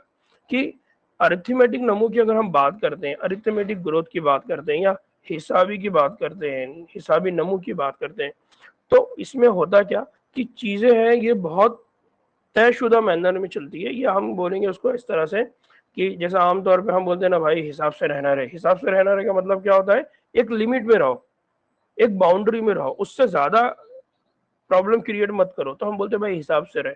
तो वैसे ही यहाँ पर अरिथमेटिक ग्रोथ है कि पौधा जब डिवीजन करता है तो बहुत हिसाब से ग्रोथ करता है, यानी लिमिटेड मैनर में ग्रोथ करता है। यानी जहां पर अगर आप डायग्राम देखेंगे तो इस डायग्राम में आप देखेंगे कि ये एक खलिया है, ये एक खलिये से दो खलिये बने। अब आगे चल के क्या हुआ, आगे चल के ये होगा कि ये एक खलिये से फिर दूसरा खलिया बना, फिर एक खलिया फिर दो खलियों में तकसीम हुआ, तो एक जो नया खलिया बना फिर से एक पुराना खलिया है, फिर ये तकसीम हुआ, फिर तकसीम होकर क्या बना, वही पुराना खलिया है और उससे एक नया। तो अब हो क्या रहा है कि यहाँ पर जो ग्रोथ है ये बहुत धीरे धीरे हो रही है। तो मैं क्या, सिर्फ एक खलिया यहाँ पर क्या होता जाता है, तकसीम होता जाता है, और दूसरा खलिया क्या करता है, अपनी मखसूस शक्ल यानी वो डिफ्रेंशिएट हो जाता है। इस तरह से यहाँ पर मुस्तकिल और यकसा क्या होती है, नमू होती रहती है, ग्रोथ होते रहती है। हिंसी नमू में क्या होता है, हिंसी नमू में ये होता है कि जो दोनों खलियात है ये मुसलसल तकसीम होते रहते हैं, और खलियात की जो तादाद है उसमें गैर मामूली तौर पे क्या होता है, तेजी से इजाफा होता है। और ये जो तेज तरीन नमू का मरहला होता है इसको बोला जाता है एक्सपोनेंशियल ग्रोथ। ना अब इन दो चीजों में बातें याद रखना है कि इनका जो ग्राफ है वो गलती से अलग अलग जगह पर आ गया। ये जो ग्राफ है ये ग्राफ है ज्योमेट्रिक ग्रोथ का, और ये जो ग्राफ है ये अरिथमेटिक ग्रोथ का। तो आपने याद से इतने करेक्शन को याद रखना है, ठीक है। करेक्शन को याद रखेंगे तो अरिथमेटिक ग्रोथ और ज्योमेट्रिक ग्रोथ है ना, सिर्फ उनके ग्राफ में। तो ज्योमेट्रिक ग्रोथ जो होती है वो बहुत फास्ट होती है, सीधी सीधे स्ट्रेट होते चले जाती है। लेकिन जो अरिथमेटिक ग्रोथ होती है उसमें हमको क्या देखने को मिलेगा कि एक वक्त के बाद धीरे धीरे धीरे धीरे धीरे उसमें हमको कमी देखने को मिलेगी। इसलिए उसका जो ग्राफ आएगा वो कुछ इस तरह से आएगा। तो यहाँ बुनियादी तौर पर याद रखना है कि अरिथमेटिक ग्रोथ में ये होता है कि सिर्फ एक खलिया होता है जो तकसीम होता रहता है, और दूसरा खलिया जो हो जाता है वो अपनी जो काम है उसको मखसूस अंदाज में तय कर लेता है। और फिर ये जो तकसीम का अमल है ये मुस्तकिल भी है, लेकिन यहाँ पर जो शरह नमू है वो यकसा है। यहाँ पर शरह नमू कैसी है, यकसा है, एक जैसी होती है। लेकिन दूसरे मरहले की बात करेंगे तो इसमें क्या होता है कि एक खलिये से दो बने, अब वो दो खलिये और तकसीम होकर दो और नए खलिये बनाएंगे। तो नतीजे में क्या होगा कि दोनों खलियात मुसलसल तौर पर तकसीम होंगे, और दोनों खलियात की तकसीम होने की वजह से 100% ये कि तादाद में गैर मामूली तौर पर क्या हो जाएगा, इजाफा हो जाएगा। और ये तेज तरीन नमू का क्या होता है, मरहला होता है, जो बहुत फास्ट प्रोग्रेस करता है। तो इस पूरे टॉपिक के अंदर सिर्फ एक बात याद रखना है कि यहाँ पर ये जो इमेजेस है ये दो अलग अलग ना गलत जगह पर लोकेट हो गए। इसको इंशाल्लाह मैं पीपीटी में और सही कर लूंगा ना। अब हकीकी नमू का खाका, और ये जो हकीकी नमू होती है उसको बोला जाता है सिग्मोइड कर्व। हकीकी नमू में क्या होता है, सिग्मोइड कर्व। और इस सिग्मोइड कर्व के अंदर हमको तीन मरहले देखने को मिलते हैं। एक को बोला जाता है लैग फेज, एक को बोला जाता है लॉग फेज, और एक को बोला जाता है स्टेशनरी फेज। आमतौर पे जब भी नमू होती है तो नमू के अंदर हमको क्या देखने को मिलता है, नमू के अंदर हमको देखने को मिलता है सिग्मोइड कर्व। कि पहले जो ग्रोथ की रफ्तार होती है जब आगाज होती है, तो उस आगाज को अगर आप देखेंगे तो वो आगाज जो होती है वो बहुत स्लो होती है, बहुत धीरे धीरे होती है। तो इब्तदाई जो मरहला होता है वो बहुत सुस्त मरहला होता है, और यही इब्तदाई और सुस्त मरहले को बोला जाता है लैग फेज। लैग फेज के बाद दूसरा जो मरहला आता है वो आता है तेज रफ्तार का मरहला, जहां पर क्या होता है, खलियात की जो तादाद है उसमें गैर मामूली तौर पर क्या होना शुरू होता है, इजाफा शुरू होता है। फिर उसके बाद क्या होता है, एक मरहला आता है जिसको साकिन मरहला बोलते हैं, यानी उसको स्टेशनरी फेज कहते हैं। यहाँ पर जो नमू की रफ्तार है वो धीरे धीरे क्या होना शुरू होती है, सुस्त होना शुरू होती है, और या तो खत्म हो जाती है। तो इस तरह से फिर क्या हो जाता है, नमू यहाँ पर क्या हो जाती है, खत्म हो जाती है ना। आमतौर पर ये क्यों होगा, मान लीजिए कि आपने एक पौधे को या बीज को जमीन में डाला, अब उसने अपनी ग्रोथ की शुरुआत की। जैसा आप इसको इस तरह से समझ लीजिए कि आप सर्दी के दिनों में सुबह सुबह उठे और आपको आपकी कार चालू करना है। तो शुरुआत में आपने चाबी लगाया, एक बार चाबी लगाया, उसने खर्र आवाज किया, चालू नहीं हुई। फिर आपने दूसरी बार लगाया, फिर उसने आवाज किया, चालू नहीं हुई। तो अब क्या हो रहा है, धीरे धीरे वो गाड़ी, और जब तीसरी मरतबा आपने जैसी चाबी लगाया तो गाड़ी स्टार्ट हो गई। अब आपने पहला गियर डाला, गाड़ी स्लो चल रही है, दूसरा गियर डाला, स्लो चल रही है, तीसरा गियर जैसी डाला आपने तो गाड़ी की तेज रफ्तार क्या हो गई, अब बढ़ गई। और वो तेज रफ्तार धीरे धीरे क्या होते चले गई, बढ़ गई। अब जैसे ही आप आपके मंजिल पर पहुंचे तो अब आपने धीरे धीरे उसकी स्पीड को क्या करना शुरू किया, कम करना शुरू किया। ऐसे ही पौधों के अंदर भी हमको ग्रोथ मरहले के अंदर देखने को मिलता है कि शुरुआत में तो बहुत सुस्त होती है, यानी उसको बोला जाता है लैग फेज। दूसरा मरहला आता है लॉग फेज, यानी नमू जो होती है बहुत फास्ट होती है। तीसरा मरहला आ जाता है जहां पर जो रफ्तार हो जाती है, अब वो उससे ज्यादा बढ़ेगी नहीं, वो एक लिमिट में आ जाएगी, लेकिन कुछ देर के बाद धीरे धीरे फिर उसमें क्या हो जाएगा, कमी आ जाएगी। इस तरह की ग्रोथ को बोला जाता है सिग्मोइड कर्व। तो ये जो हमको देखने को मिला ना कि ग्रोथ जो होती है उसके अंदर दो तरह की ग्रोथ होती है, जिसमें हमने कहा कि एक होती है अरिथमेटिक, एक होती है ज्योमेट्रिक। तो आम तौर पर हमको इनके अंदर, पौधों के अंदर जो एक हकीकी लेवल पर जो ग्रोथ देखने को मिलती है वो सिग्मोइड कर्व बनाती है, यानी शुरुआत में वो स्लो रहेंगी, सडनली उसमें बहुत तेजी से इजाफा होगा, फिर बाद में धीरे धीरे वो फिर से कम हो जाएगी ना। अब नमो की पैमाइश, मुतलक बमुकाबला इजाफी, मेजरिंग दी ग्रोथ। मेजरिंग दी ग्रोथ का मतलब क्या होता है, मुतलक का मतलब क्या होता है, मुतलक का मतलब होता है एब्सोल्यूट, ठीक है, और इजाफी का मतलब क्या होता है, रिलेटिव। तो आप जब ग्रोथ को मेजर करेंगे या ग्रोथ को उसकी पैमाइश करने की कोशिश करेंगे तो आप दो लेवल पर करेंगे। एक लेवल होगी जिसको आप बोलते हैं एब्सोल्यूट ग्रोथ, और एक होती है जिसको आप बोलते हैं रिलेटिव। एब्सोल्यूट का मतलब ये होता है कि जो मुतलक है, और दूसरा है रिलेटिव जिसको हम कहते हैं इजाफी नमो। नाउ मुतलक नमो में क्या होता है, तो जसामत में होने वाला कुल इजाफा। मुतलक नमो का मतलब क्या होता है, जसामत जो भी है पौधे की, उसमें होने वाला पूरा का पूरा इजाफा, total increase in a size. मान लीजिए कि यहाँ पर जो इब्तदाई जसामत है, इनिशियल साइज है पत्ते का, जिसको हम बोल रहे हैं W0, और हतमी जसामत जो है फाइनल साइज है उसको हम कह रहे हैं W1। और इस पूरे प्रोसेस को लग रहा है एक वक्त जिसको हम कह रहे हैं T, और नमू की जो शरह है, जो ग्रोथ रेट है, हम उसको बोल रहे हैं R। नाउ अब अगर इन सारी चीज़ों को अगर हम काउंट करते हैं तो हमको क्या देखने को मिलता है, हमको देखने को ये मिल रहा है कि मान लीजिए कि इनिशियल जसामत 50 सेंटीमीटर थी और फाइनल जसामत कितना हुआ, 55 सेंटीमीटर। हम ये कह रहे हैं कि जो सेंटीमीटर है, यानी जो उसके अंदर इजाफा हुआ वो 5 सेंटीमीटर हुआ। तो ये जो 5 सेंटीमीटर का इजाफा हो गया, ये पूरे पत्ते के साथ मिलाकर हो गया। एब्सोल्यूट ग्रोथ जो हो गई, उस एब्सोल्यूट ग्रोथ को हम यहाँ पर क्या करेंगे, इसकी 55। लेकिन कैसे काउंट करेंगे, काउंट करने के लिए हम देखेंगे कि फाइनल साइज कितना है और इनिशियल इजाफा कितना है और उसकी ग्रोथ के लिए वक्त कितना लगा, और वहां पर जो रेट थी इजाफे की वो कितनी थी, नमो की शरह क्या थी। इजाफी ग्रोथ में हम क्या देखेंगे, रिलेटिव ग्रोथ में देखने को मिलेगा कि इब्तिदाई जसामत के लिहाज से फी इकाई कितनी नमो हुई। मान लीजिए कि अगर W0 की बात करते हैं तो 5 सेंटीमीटर था, लेकिन W1 की बात करते हैं तो वो कितना हो गया, 10 सेंटीमीटर था। इसका मतलब ये हो गया कि जो इजाफा है वो 2x है। 2x का मतलब क्या है, 100% उसमें निस्बती इजाफा। 100% निस्बती इजाफे का मतलब क्या, कि पहले 5 था और 5 उसमें ऐड हुआ, तो इस तरह से वो कितना हो गया, 10 सेंटीमीटर हो गया। तो जो ग्रोथ हुई रिलेटिव लेवल पर बात करेंगे, यानी पहले कितनी ग्रोथ थी और अब कितनी ग्रोथ है।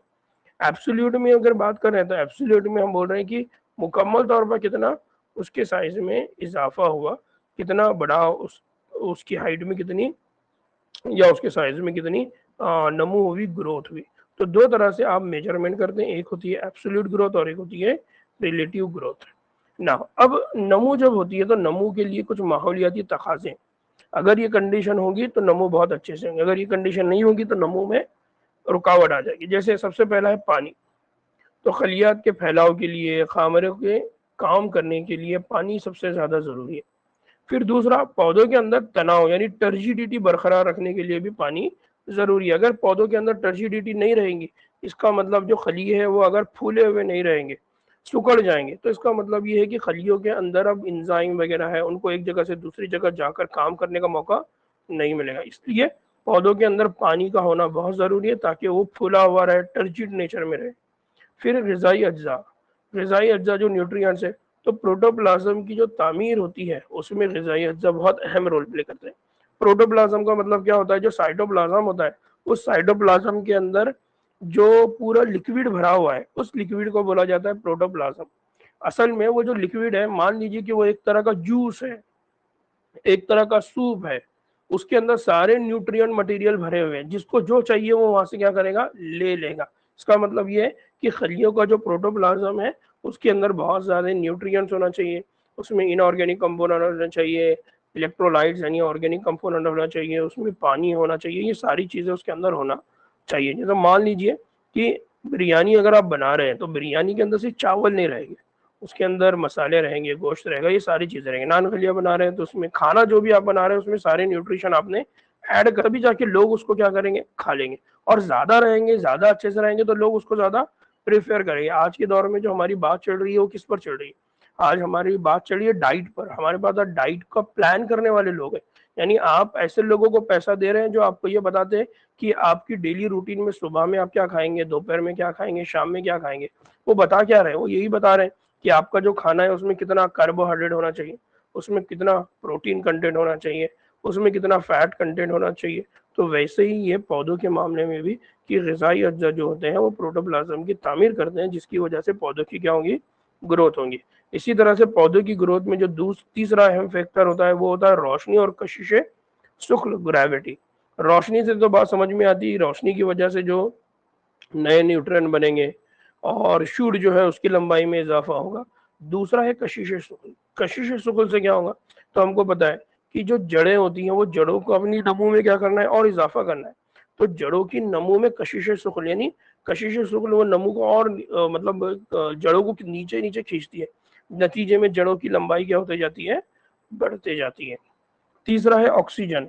हमको पता है कि मेटाबॉलिज्म और तवानाई ये दोनों को पैदा करने के लिए ऑक्सीजन की ज़रूरत है। हमने ये बात कल ही पढ़ा था कि ऑक्सीजन अगर नहीं होगी तो एटीपी का जो प्रोडक्शन है वो कम हो जाएगा, यानी जो तवानाई की जो मकदार है वो क्या हो जाएगी, कम हो जाएगी। इसी तरह से अगर ऑक्सीजन की बात करें तो ऑक्सीजन की मोलिकुलर वाटर यानी खलिए के अंदर जो जुनैनियाती लेवल पर वाटर को बनाना है, पानी को बनाना है, उसके लिए भी क्या करती है, काम करती है। इसी तरह से दर्जे हरारत, हमने ये बात पढ़ा हुआ है कि दर्जे हरारत बहुत अहम रोल प्ले करता है, क्योंकि हमने ये बात समझी है कि दर्जे हरारत अगर बढ़ेगा तो जो पौधे हैं वो क्या करेंगे, वो फोटोसिंथेसिस के अमल के लिए जो कार्बन डाइऑक्साइड वो जज्ब कर रहे थे वो उस अमल को रोक देंगे। क्यों रोक देंगे, तो उनको पता है कि हमको अगर कार्बन डाइऑक्साइड चाहिए तो स्टोमेटा को ओपन करना पड़ेगा, यानी दरवाजों को खोलना पड़ेगा। बट जैसे ही दरवाजे खोलेंगे या खिड़की खोलेंगे तो उसका लाजमी नतीजा यह है कि पानी बाहर जाना शुरू होगा, ट्रांसपिरेशन होगा। तो इस तरह से ये है कि अगर ज़्यादा लाइट होगी तो पानी का लॉस भी ज़्यादा होगा, पानी का लॉस से बचने के चक्कर में वो स्टोमेटा को बंद कर देंगे, नतीजे में कार्बन डाइऑक्साइड आना बंद हो गई। अब कार्बन डाइऑक्साइड आना अगर बंद हो गई तो कार्बन डाइऑक्साइड खलिए के अंदर क्या हो गई, कम। और हमने ये बात पढ़ा था कि जो रूबिस्को एंजाइम है, रूबिस्को एंजाइम क्या करता है, अपने आजू बाजू में अगर उसके कार्बन डाइऑक्साइड ज्यादा है तो वो कार्बोक्सिलेज का काम करता, लेकिन अगर उसके आजू बाजू में कार्बन डाइऑक्साइड कम हो और ऑक्सीजन ज्यादा हो तो वो ऑक्सीजनेस का काम करता। और हमने ये बोला था कि जब भी रूबिस्को एंजाइम ऑक्सीजनेस का काम करता तो वो ऑलरेडी जो ग़िज़ा जमा है उसको तोड़ना शुरू कर देता, जिसके नतीजे में ये होता है कि ऑक्सीजन तो अवेलेबल ज्यादा हो गई, जिसके नतीजे में ग़िज़ा का टूटने का अमल हो रहा है, जिसको हमने बोला रेस्पिरेशन, जिसके नतीजे में ये हो रहा है कि पहले से जो ग़िज़ा जमा थी वो कम होते जा रही है। मतलब क्या, एक तो ग़िज़ा बन नहीं रही है और दूसरा जो ग़िज़ा है वो और कम हो रही है। नतीजे में ये हो गया कि अब उसके सर्वाइवल के प्रॉब्लम शुरू हो गए। तो पानी बहुत अहम, सॉरी, दर्जे हरारत बहुत अहम रोल प्ले करता है। अगर दर्जे हरारत ज़्यादा होगा तो पौधे को नुकसान होगा, दर्जे हरारत कम होगा तो भी पौधे को नुकसान होगा। ना खलियाती तकदीर का चक्कर, अब ये एक और प्रोसेस है जिसको हमने बोला कि जो खलिया होते हैं वो जब मैच्योर्ड होते हैं, पुख्तगी को पहुंचते हैं, तो उनके अंदर होता है डिफ्रेंशिएशन, तफर्रुख। तफर्रुख की कौन क्या काम करेगा, अब उसी की हम बात कर रहे हैं। तो आमतौर पे खलियात की तकदीर का चक्कर या सेल्यूलर डेंसिटी डेस्टिनी की अगर हम बात करते हैं तो उसमें होता ये है कि मान लीजिए कि एक खलिया है, वो डिफरेंशिएट हुआ, उसने अपना एक काम तय कर लिया, लेकिन किसी वजह से उस खलिए के अंदर कोई नुकसान हो गया, तो अब वो खलिया अपने आप को दोबारा रिपेयर करेगा या नहीं करेगा? नॉर्मल बात है, अगर उसको उस पौधे को जिंदा रहना है तो उसने क्या करना पड़ेगा, उस खलिए को मौका देना पड़ेगा कि वो दोबारा रिपेयर हो जाए। तीसरा, कि जिस जगह पर वो खलिए को डैमेज हुआ, हो सकता है कि वो खलिए को डैमेज इस तरह से हो कि बहुत सारे खलिए जो वहाँ पर उसके आजू बाजू थे वो सब मर गए, या बहुत सारे खलिए थे वो उसके आजू बाजू थे वो सब निकल गए। तो अब इस खलिए की जिम्मेदारी ये रहेगी कि वो खुद भी जिंदा रहे और अपनी जगह नए और खलियों को भी लेकर आए। इसका मतलब ये हो गया कि जब भी नमू होती है तो नमू के अंदर 3 लेवल होते हैं। यानी मान लीजिए कि अक्सर एकेडमी जब बनी होगी, तो मान लीजिए डॉक्टर जावेद ने अक्सर एकेडमी बनाई, लेकिन जैसे जैसे वो आगे चलने लगे तो अब और भी लोग साथ में जुड़ने लगे। तो इस तरह से ये हो गया कि जो और लोग आएंगे तो किसी को मेरे को मैथमेटिक्स देना पड़ेगा, किसी को केमिस्ट्री देना पड़ेगा, किसी को फिजिक्स देना पड़ेगा। और अगर कोई टीचर है मैथमेटिक्स का या फिजिक्स का, अगर वो चला गया तो फिर से वो जिम्मेदारी मेरे ऊपर आ गई। यानी अब मैंने दोबारा वही नमो वाला काम करना है और नए लोगों को ढूंढना है। तो इस तरह से क्या होगा कि मैंने पहले तो अपना डिफरेंशिएशन कर लिया, यानी मैंने तय कर लिया कि मैंने क्या काम करना है। फिर कुछ और लोग आते रहे तो मैंने उनको उनके काम बताया, लेकिन बाद में पता चला कि उनमें से कुछ लोग निकल गए, तो अब उनकी जगह फिर मेरे को दोबारा उस काम को अंजाम देना पड़ रहा है। तो इस तरह से क्या होता है कि पौधों के नमू के अंदर ये 3 प्रोसेस होते हैं कि इनिशियल में ग्रोथ हो जाती है और उनका काम डिसाइड हो जाता है, तो उसको बोलते हैं डिफरेंशिएशन। फिर उसके बाद कुछ दिनों के बाद ये होता है कि उसी खलिए को दोबारा दूसरे काम करना पड़ने वाला है, तो अब वो डी डिफरेंशिएशन करता है। मतलब अपना जो काम तय हुआ था उस काम को छोड़कर अब वो दोबारा एक नए काम के लिए अपने आप को क्या कर रहा है, तैयार कर रहा है। That is D differentiation. फिर दोबारा डिवाइड होने के बाद, दोबारा तय करने के बाद अब वो कर रहा है री डिफरेंशिएशन। यानी एक खलिया पानी ले जाने का काम करता था, मजबूरी में अब उसको पता चला कि यार जो फोटोसिंथेसिस करने वाला वो वहां पर नहीं है, तो उसने अपने आप को तकसीम करके एक और नया खलिया बनाया। अब ये पानी ले जाने का काम कर रहा है और दूसरा जो बनाया उसने वो फोटोसिंथेसिस का काम कर रहा है। फिर बाद में ये हो गया कि ये जो काम पहले करता था अब ये वही काम करने को लग गया और दूसरे बंदे को दूसरा काम दे दिया। तो इस तरह से पौधों के अंदर क्या होता है, पहले होता है डिफरेंशिएशन, फिर होता है डी डिफरेंशिएशन, फिर होता है री डिफरेंशिएशन। तो खलियात का मखसूस अफ़ाल के लिए तब्दील हो जाना, जैसा कि जाइलम के खलियात साख्ती तब्दीली में क्या होती है, रोनुमा होती है, यानी जो शेप वगैरह है तय हो जाते हैं। फिर बालिग खलियात का दोबारा तकसीम होने की सलाहियत। फिर नए मेरिस्टेम की तश्कील, यानी मिसाल पैरन कायमा। जरा मान लीजिए कि आपके वालिद साहब है, उन्होंने कोई बिजनेस खड़ा किया और वो बिजनेस बहुत अच्छे से सेट हो गया, इसका मतलब वो बिजनेस तय हो गया, डिफरेंशिएशन हो गया।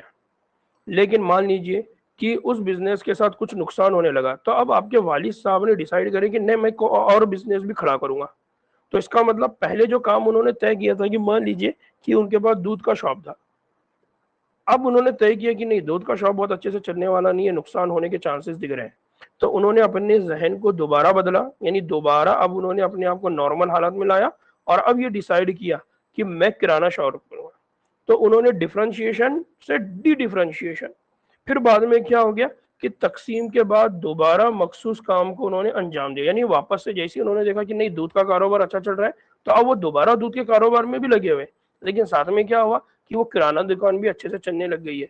तो इस तरह से ये हो गया कि उनका री डिफरेंशिएशन हो गया। जैसा हम लोग बोलते हैं ना कि अपनी पर्सनालिटी को दोबारा तैयार करो, तो अपनी पर्सनालिटी को दोबारा तैयार करने का मतलब क्या है, यहाँ हम आमतौर में हम ईमान की तजदीद की बात करते हैं, ईमान को दोबारा बनाने की बात करते हैं। तो मान लीजिए कि आप बहुत अच्छे मुसलमान हैं, आप नमाजें वगैरह पढ़ते हैं, लेकिन आपसे कोई गलती हो गई, तो अब आप क्या कर रहे हैं, दोबारा अल्लाह ताला की तरफ रुजू कर रहे हैं, दोबारा आपने वो सारी नमाजें पढ़ना शुरू किए। फिर एक मौका ये आया कि आप फिर से वही ईमान वाली हैसियत में आ गए। अब आप पहले के मुकाबले में तहज्जुद भी पढ़ते हैं, पहले आप सिर्फ तहज्जुद पढ़ते थे, अब आप तहज्जुद भी पढ़ रहे हैं और बाकी की नफिल भी पढ़ रहे हैं।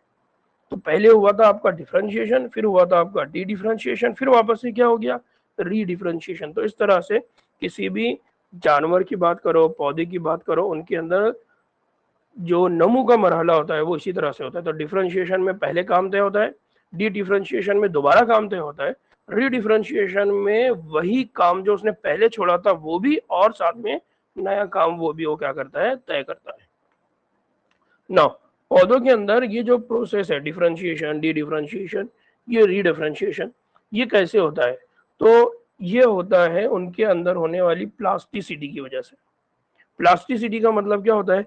प्लास्टिसिटी का मतलब ये होता है कि माहौल के असरात के तहत साख्त में तब्दीली लाना। जैसा आपके घर में कोई प्लास्टिक है, तो प्लास्टिक हम क्यों यूज कर रहे हैं? तो उसका रीजन ये है कि प्लास्टिक की खास बात ये है कि वो माहौल के हिसाब से, जरूरत के हिसाब से उसके अंदर आप क्या ला सकते हैं? तब्दीली ला सकते हैं, लचक ला सकते हैं। तो वैसे ही पौधों के अंदर डिफरेंशिएशन, डी डिफरेंशिएशन, री डिफरेंशिएशन ये इसलिए क्योंकि उनके अंदर क्या मौजूद है? प्लास्टिसिटी, कि माहौल के असरात के हिसाब से वो अपने आप को क्या करते हैं? बदल देते हैं। फिर बैरूनी जो अवामिल है वो पौधे की शक्ल का यहाँ पर क्या करते हैं? तयन करते हैं। मिसाल के तौर पर आबी और ज़मीनी पत्तों की अगर बात करें तो उनके जो शक्लें हैं वो मुख्तलिफ है। यानी मान लीजिए कि जाइगोट, स्पर्म और ओवम जो बनेगा वो तो सेम है, जाइगोट जो बनेगा वो सेम है, एम्ब्रियो जो बनेगा वो सेम है, जो बीज है वो भी सेम है। लेकिन जब बीज से नए पौधे बनने की बात आती है तो एक बीज मान लीजिए जमीन पर है और एक बीज पानी के अंदर है। अब उनसे रूट बन रही है, उनसे शूट बन रही है, उनसे पत्ते बन रहे हैं। तो हम अचानक में देखते हैं कि रूट, शूट और पत्ते, इनका जो शेप है वो क्या हो गया? एकदम से बदल गया। जमीन पर कुछ पौधे हैं उनका शेप अलग है और पानी के अंदर जो है उनका शेप अलग है। ये ऐसा क्यों हुआ?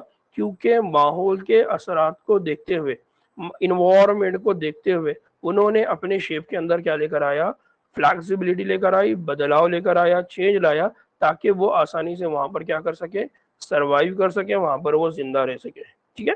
तो जमीन के ऊपर अगर बात करेंगे तो पत्ते जो होते हैं, आमतौर पर जमीन पर जो पत्ते होते हैं वो चौड़े होते हैं। चौड़े इसलिए होते हैं ताकि वो सूरज की रोशनी को आसानी से क्या कर सके? जज्ब कर सके और फोटोसिंथेसिस अंजाम दे। लेकिन पानी के अंदर बात करते हैं तो पत्ते कैसे होते हैं? पत्ते जो होते हैं वो चौड़े नहीं होते, बल्कि वो धागे की तरह होते हैं। धागे की तरह इसलिए हो जाते हैं क्योंकि पानी का जब फ्लो आएगा तो उस पानी के फ्लो के अंदर उनको आसानी से क्या करना है? रेजिस्टेंस, या उनको वहां पर सरवाइव करना है, उनको वहां पर डूबे हुई हालत में रहना है। तो आसानी से क्या होगा? अगर वो फिलामेंटस शक्ल में होंगे, नोकीली शक्ल में होंगे, तो पानी उनके आजू बाजू से क्या हो जाएगा? निकल कर चला जाएगा। इसलिए जो पत्ते में जब ग्रोथ, पानी में जब इनकी ग्रोथ होती है तो पानी में ग्रोथ के दौरान इनकी जो शक्ल है वो थोड़ी सी बदल जाती है, कुछ अलग होती है।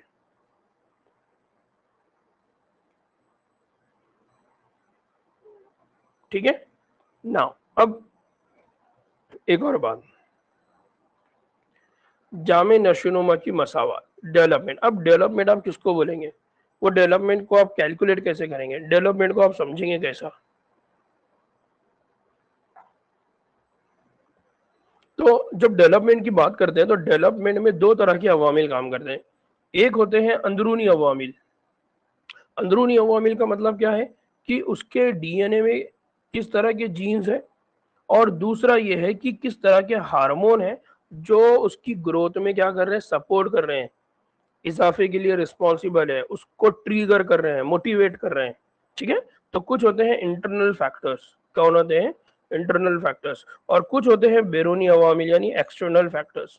एक्सटर्नल फैक्टर्स में कौन कौन आता है? तो एक्सटर्नल फैक्टर में होता है रोशनी, एक्सटर्नल फैक्टर में होता है पानी, एक्सटर्नल फैक्टर में होता है दर्जे हरारत। तो एक होता है अंदरून और एक होता है बैरूनी। इंसानों की जिंदगी की बात करेंगे तो ऐसा ही है, कुछ चीजें होती है अंदरून में और कुछ होता है बैरून में। तो अगर इंसान के अंदरून में अगर सारी चीजें हैं कि वो बहुत अच्छे से काम करना चाहे तो वो कुछ भी कर सकता है, चाहे उसको एक्सटर्नल इन्वायरमेंट ना मिले। लेकिन अगर उसको एक्सटर्नल इन्वायरमेंट भी मिल जाए तो फिर जो कामयाबी होती है उसमें इजाफा ज्यादा होता है। तो इसी तरह से पौधे की ग्रोथ की भी अगर बात करते हैं तो अंदरूनी अवामिल और बैरूनी अवामिल डिसाइड करेंगे। जैसे कि नमू की अगर बात करते हैं, ग्रोथ की अगर बात करते हैं, मान लीजिए कोई आम का दरख्त है। वो आम का जो दरख्त है, वो आम का जो प्लांट है, वो उसका जो सीड है उसके अंदर जो डीएनए है, उस डीएनए के अंदर जो जीन है, उस जीन के अंदर ही ये इंफॉर्मेशन है कि ये पौधे की जो हाइट है ये 10 फीट तक जाएंगी, यानी उसकी हाइट बहुत ज्यादा रहेगी। और उसके अंदर जीन्स है जो ये डिसाइड करते हैं कि उसका जो मैंगो बनेगा, आम जो लगेगा, उसका कलर बहुत ज्यादा येलो रहेगा, उसका जो साइज है वो बहुत बड़ा रहेगा। इसका मतलब ये है कि ये बीज को आप कहीं पर भी लेके चले जाओ, ये बीज को आपने जमीन में जैसे ही डाला तो आपको जो पौधा है उसकी हाइट 10 फीट दिखने वाली है और उसमें लगने वाले जो आम है उसका साइज और कलर बहुत अच्छा लगेगा। लेकिन इस पौधे के अंदर ये जो जीन है, ये जो डीएनए है, ये जो इंफॉर्मेशन है, उस इंफॉर्मेशन के इजहार के लिए, दिखाई देने के लिए जो फैक्टर काम करेंगे, वो फैक्टर कौन काम करेंगे? रोशनी।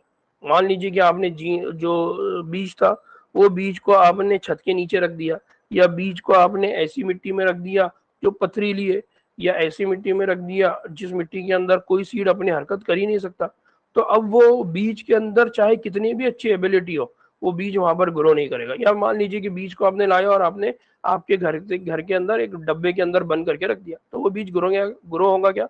हालांकि उसके अंदर वो सारे अंदरूनी तौर पर, इंटरनल तौर पर उसके अंदर वो सारी इंफॉर्मेशन मौजूद है, लेकिन प्रॉब्लम क्या है? उसको वो एक्सटर्नल इन्वायरमेंट नहीं मिला। तो जब हम नमू की बात करते हैं, तो हम जब बात करते हैं नशोनुमा की, ग्रोथ की, मसावत की, तो जसामत में इजाफा यानी नमू या ग्रोथ होती है, जो दो फैक्टर पे डिपेंड है। दूसरा तफर्रुख, मखसूस अफाल, डिफरेंशिएशन। मान लीजिए कि आम के पौधे के ये डिसाइड हो गया कि भाई ये आम का पेड़ है, अब इस आम के पेड़ में क्या होना चाहिए? तो इसमें जड़ें लगना चाहिए, इसमें तना लगना चाहिए, इसमें बहुत सारी ब्रांचेस लगना चाहिए, ब्रांचेस पे बहुत सारे लीफ आना चाहिए, साथ ही साथ बहुत सारे फ्रूट्स लगना चाहिए।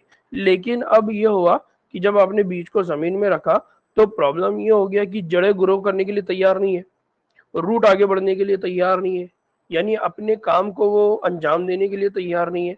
तो इस तरह से क्या होगा? पौधे की नमू नहीं होगी। इसका मतलब ये है कि एक तो नमू यानी जसामत में इजाफा और डिफरेंशिएशन, ये दोनों होना चाहिए, और ये दोनों होने के लिए अंदरूनी अवामिल और बैरूनी अवामिल काम करेंगे, तभी जाकर हमको क्या देखने को मिलेगी? नशोनुमा देखने को मिलेंगी, डेवलपमेंट देखने को मिलेगी।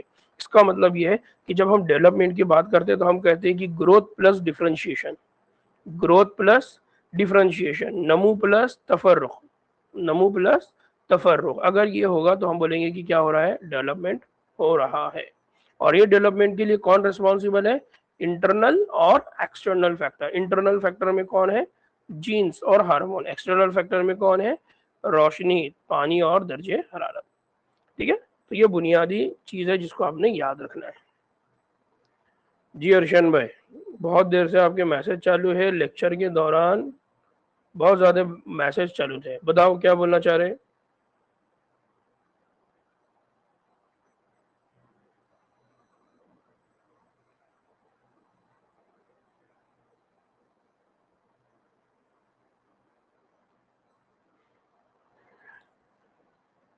ठीक है ना।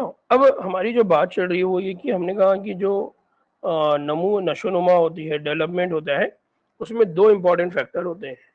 एक होता है जिसको हम कहते हैं पौधे की नमो, और दूसरा होता है पौधे की नमो के बाद दूसरा कौन है? डिफरेंशिएशन। तो यहाँ पर अभी हम जिस चीज को समझने वाले हैं वो है नमो। और हम ये समझने वाले हैं कि इस नमू के अंदर हमने दो चीजों की बात की थी। हमने कहा कि नमू के लिए अंदरूनी फैक्टर है और नमू के लिए बैरूनी फैक्टर है। तो एक तरफ है इंटरनल और एक तरफ है एक्सटर्नल। नाउ एक्सटर्नल फैक्टर हम तो आगे चल के इकोसिस्टम में पढ़ेंगे। एक्सटर्नल फैक्टर हमने ऑलरेडी फोटोसिंथेसिस के प्रोसेस में पढ़ा, एक्सटर्नल फैक्टर हमने रेस्पिरेशन के प्रोसेस में पढ़ा। तो इसका मतलब एक्सटर्नल फैक्टर को यहाँ पर बहुत ज्यादा पढ़ने की जरूरत नहीं, क्योंकि हमको पता है फोटोसिंथेसिस के अमल में रोशनी की जरूरत है, पानी की जरूरत है, वहां पर दर्जे हरारत मेंटेन होना चाहिए, तो ये हमको पता है। इंटरनल फैक्टर में भी हम दो फैक्टर की बात करते हैं। एक होता है जिसको हम कहते हैं डीएनए यानी जीन्स, और दूसरा फैक्टर होता है जिसको हम कहते हैं हार्मोन्स। अब जब डीएनए की हम बात करेंगे, जीन्स की हम बात करेंगे, तो डीएनए से रिलेटेड, जीन से रिलेटेड आगे हम बात करेंगे वो मॉलिक्यूलर बेसिस ऑफ इनहेरिटेंस के अंदर, और वहां पर हम बात करेंगे मेंडेलियन लॉ ऑफ इनहेरिटेंस। तो वहां पर हमारा डीएनए या न्यूक्लियस या क्रोमोसोम, इससे रिलेटेड पार्ट क्या हो जाएगा? कवर हो जाएगा। अब जो दूसरी चीज बची वो है हार्मोन्स। तो हार्मोन्स को हमको अलग से पढ़ना पड़ेगा, इसलिए अब हम सिर्फ हार्मोन्स की बात कर रहे हैं।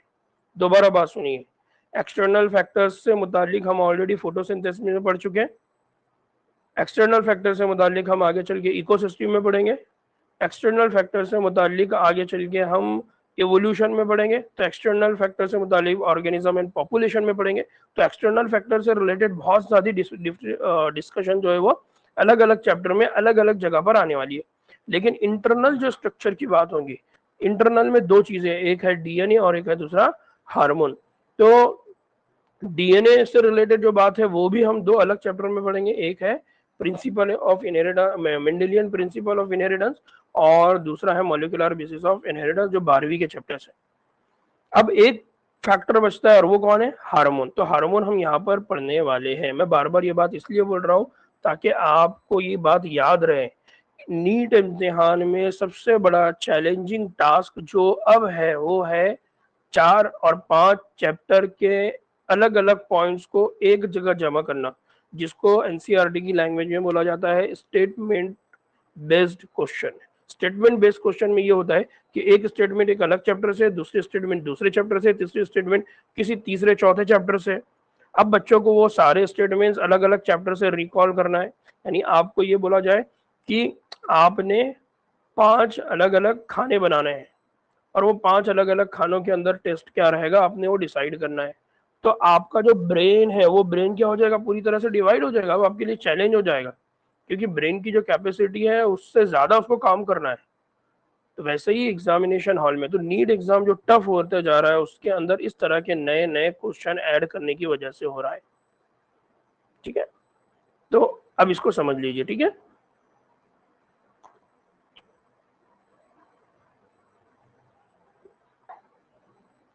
अब अगर तुम्हारे हिसाब से ही टाइम रखा हुआ था बेटे, आपने बोला कि सर मेरे को 9 बजे जॉब पे जाना होता है, तो मैंने उसको 7 से 9 किया। अब आपको क्या प्रॉब्लम आने वाली है 8 से 10 के लिए? तो अपन ये करते हैं कि लेक्चर हो जाने दीजिए, फोन पर अपन बात करेंगे, है ना। लेक्चर के दौरान में इस तरह की बातें नहीं होती, ये रास की बातें हैं ना। अब नमू की हम बात कर रहे हैं, तो नमू के अंदर क्या होता है? तो नमू के अंदर 3 बातें याद रखना है। क्या? कि जब नमू होती है तो नमू के अंदर सबसे पहले करना होता है मुनज़्ज़म हम आहंगी। मुनज़्ज़म हम आहंगी का मतलब क्या है? कि पौधे की मुतवाज़न नशोनुमा के लिए ज़रूरी है कि एक क़तई और मुनज़्ज़म तसलसल में काम किया जाए। यानी मान लीजिए कि पत्ते की भी हाइट बढ़ाना है, जड़ और तने से शुरू करते हैं। जड़ की हाइट बढ़ाना है, तने की हाइट बढ़ाना है। मान लीजिए कि तना बहुत बढ़ गया, जड़ नहीं बढ़ी, तो होगा क्या? तने की इतनी साइज होगी, जड़ उसको संभाल नहीं पाएगी, जमीन के अंदर वो प्रॉपरली उसको सपोर्ट नहीं कर पाएंगे, है ना। तो इसका मतलब है कि जब भी ग्रो होंगी उस ग्रोथ के अंदर क्या होना चाहिए? हम आहंगी होना चाहिए, एक जैसा होना चाहिए। दूसरा, बाहमी रब्त। ये तनहा काम नहीं है, बल्कि इनके असरात एक दूसरे से जुड़े होते हैं। यानी बाहमी रब्त का मतलब क्या है? कि पत्ते के जो पौधे का जब पार्ट की ग्रोथ हो रही है तो जड़ों की भी ग्रोथ हो रही है, साथ में तने की भी ग्रोथ हो रही है। तो वो एक दूसरे से क्या करेंगे? रब्त में रहेंगे कि भाई मैं फॉर एग्जांपल मैं इतने हाइट पर चढ़ गया, अभी तुम कितने हाइट पर चढ़े, तुम जितने हाइट पर चढ़े उससे थोड़ी और हाइट पर चढ़ जाओ या तुम्हारी और लंबाई में इजाफा करो, ताकि हमको ग्रोथ करने में आसानी हो। जड़ों को बोलेगा कि भाई ज्यादा से ज्यादा पानी दो क्योंकि फोटोसिंथेसिस करना है। फोटोसिंथेसिस होने के बाद बोलेगा कि भाई ज्यादा से ज्यादा ग़िज़ा मेरे को भेजो क्योंकि मेरे को पानी लाने के लिए बहुत दूर दूर जाना पड़ रहा है, तवानाई कम पड़ रही है। यानी वो आपस में एक दूसरे के साथ क्या रखेंगे? बाहमी रब्त रखेंगे। तीसरा है मखसूस अफ़ाल, कि जैसे जैसे खलियों में इजाफा हो रहा है तो जड़ बढ़ रही है, तना बढ़ रहा है, तो आगे चल के तने के ऊपर नोड्स बन रही है, नोड से ब्रांच बन रही है, ब्रांचेस के ऊपर छोटी छोटी नोड्स बन रही है, उसके ऊपर लीफ बन रहे हैं, उसके ऊपर फूल लग रहे हैं, उसके ऊपर फल लग रहे हैं। तो धीरे धीरे क्या होता जा रहा है? खलिए अपने अपने काम क्या कर रहे हैं? तय करते जा रहे हैं। यानी हर कोई अपना मखसूस काम अंजाम दे रहा है। तो हर हार्मोन जो है ये पौधे की जिंदगी में एक मखसूस और कलीदी किरदार अदा कर रहा है। इसका मतलब अब आपको समझ में आया होगा कि जो डिफरेंशिएशन होता है, जो काम तय होता है, उस काम को तय करने में सबसे इंपॉर्टेंट रोल कौन प्ले करता है? हार्मोन्स। कौन करता है? हार्मोन्स। हम खुद हमारी जिंदगी के अंदर देखते हैं कि हमारी जिंदगी में हार्मोन्स का कितना अहम रोल है। मान लीजिए कि अगर माँ के पेट में जब सेक्स का डिटर्मिनेशन होता है कि कौन मेल बनेगा और कौन फीमेल बनेगा, तो आपको मालूम होगा कि अगर माँ के जिस्म में ये डिसाइड हो जाए कि ये आगे चल के लड़का बनेगा या लड़की बनेगा, तो अगर लड़की बनेगी तो उसके जिस्म में एस्ट्रोजन हार्मोन बनना शुरू हो जाएगा। लड़का बनेगा तो जी एंड्रोजन हार्मोन बनना शुरू होगा। इसी तरह से खुशी का मौका रहेगा तो अलग हार्मोन रहेगा, गम का मौका रहेगा अलग हार्मोन रहेगा, स्ट्रेस कंडीशन में होंगे अलग हार्मोन रहेंगे। तो ये हार्मोन क्या करते हैं? ये अलग अलग काम क्या करते हैं?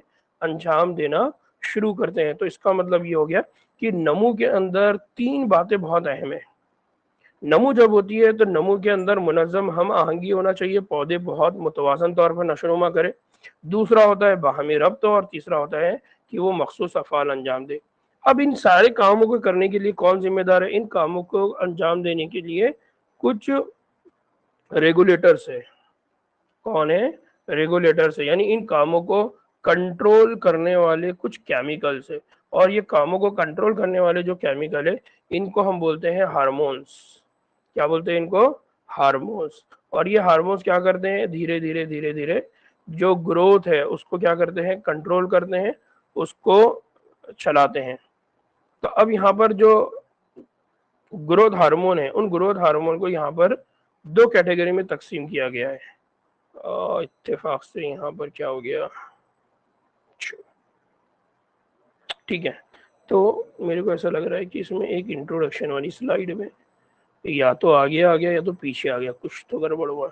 2 मिनट देख लेते हैं।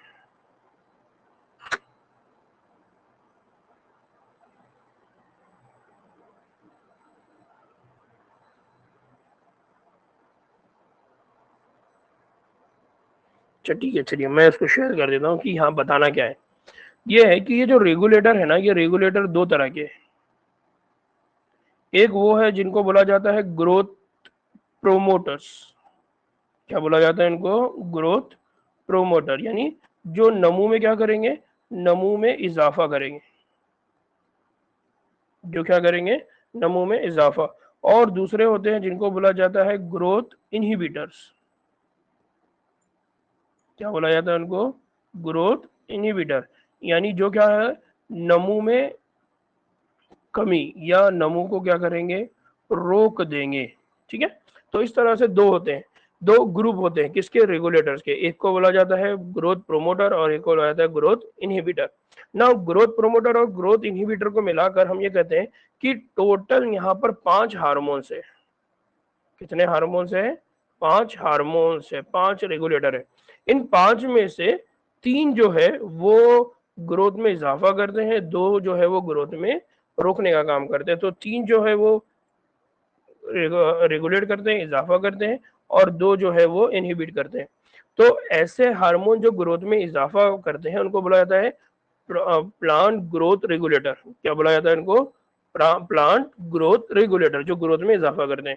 और जो 2 है उनको बोला जाता है प्लांट ग्रोथ इनहिबिटर, यानी वो ग्रोथ को रोकते हैं। यानी इसका मतलब ये है कि रेगुलेट करने वाले ना, मान लीजिए कि पुलिस ऑफिसर हमेशा सिर्फ मदद नहीं करेंगे, कुछ जगह पर आपको रोकेंगे भी।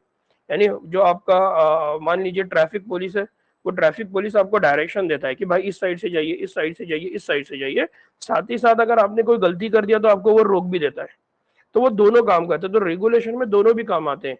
रेगुलेशन में एक काम होता है कि काम में इजाफा करना, एक काम होता है दूसरा काम होता है कि अगर जरूरत पड़ती है तो उसको रोक देना। तो वैसे ही प्लांट के अंदर भी रेगुलेटर दो तरह के हैं।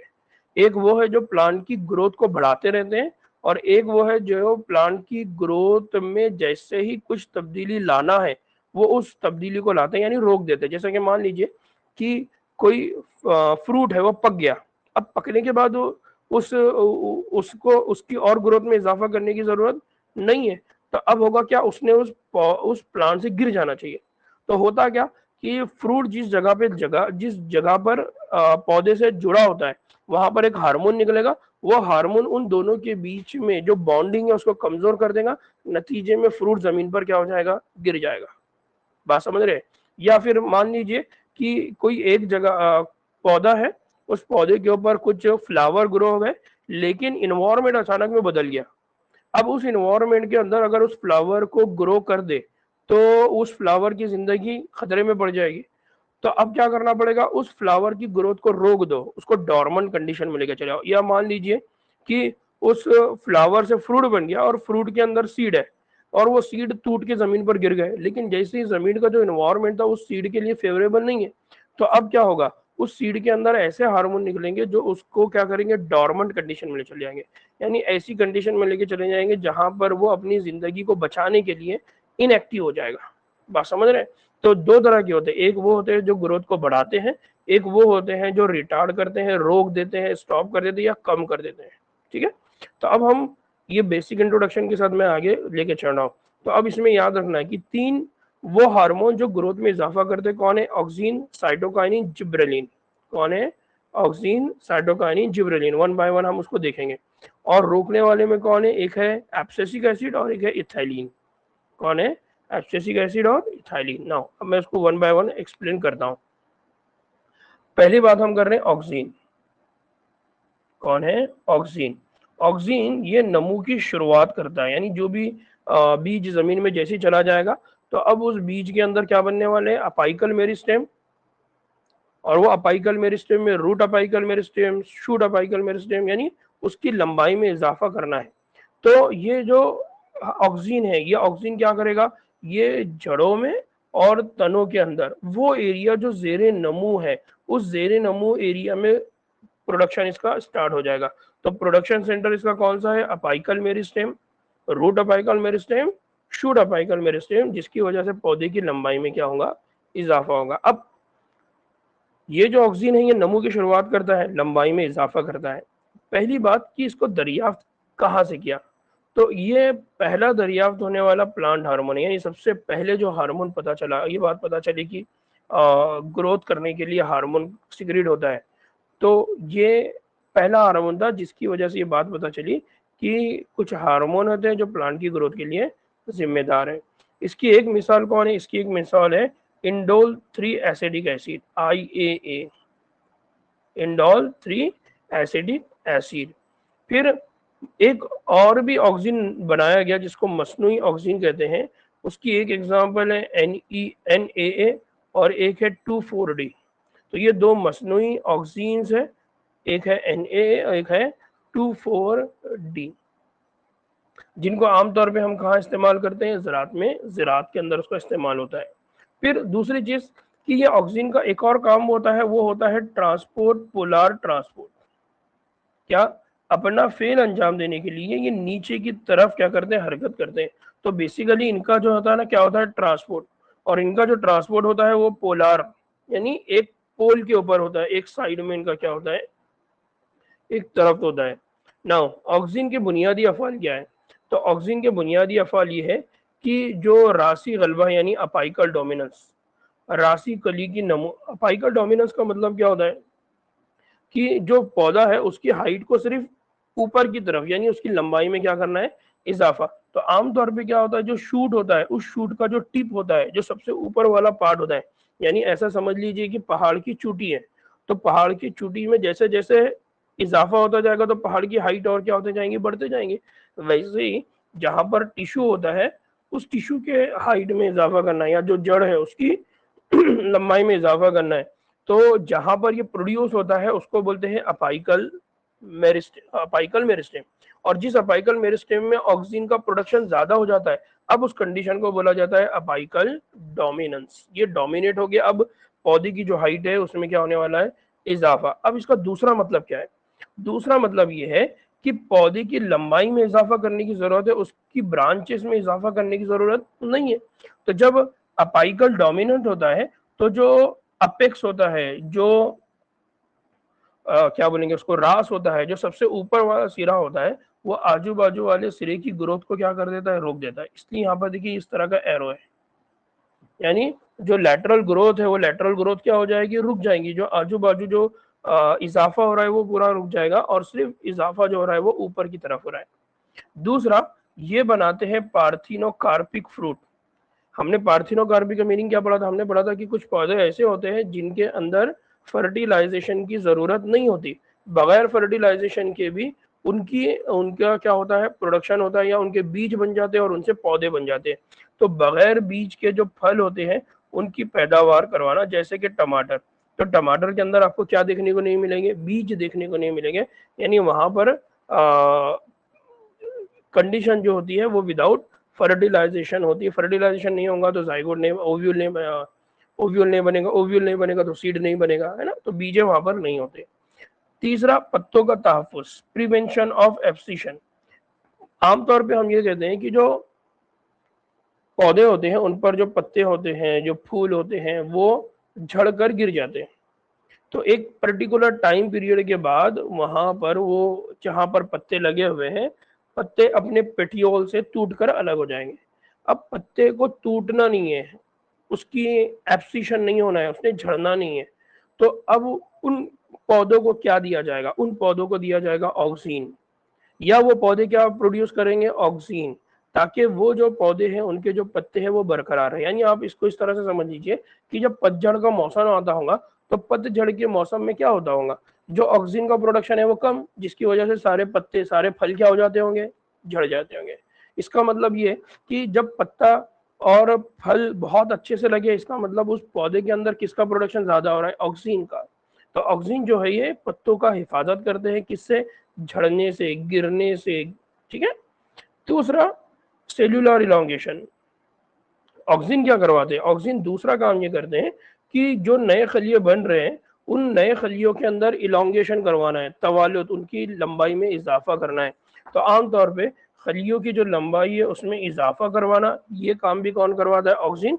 और इसी तरह से खलवी तकसीम यानी जो सेल डिवीजन होगा, क्योंकि हमको पता है कि हमने ये बात बढ़ाई कि जो भी ग्रोथ के मरहले, उन ग्रोथ के मरहलों में पहला होता है मेरिस्टेमेटिक डिवीजन, दूसरा होता है इलांगेशन और तीसरा होता है जिसको हम कहते हैं मैच्योरेशन यानी पुख्तगी का मरहला।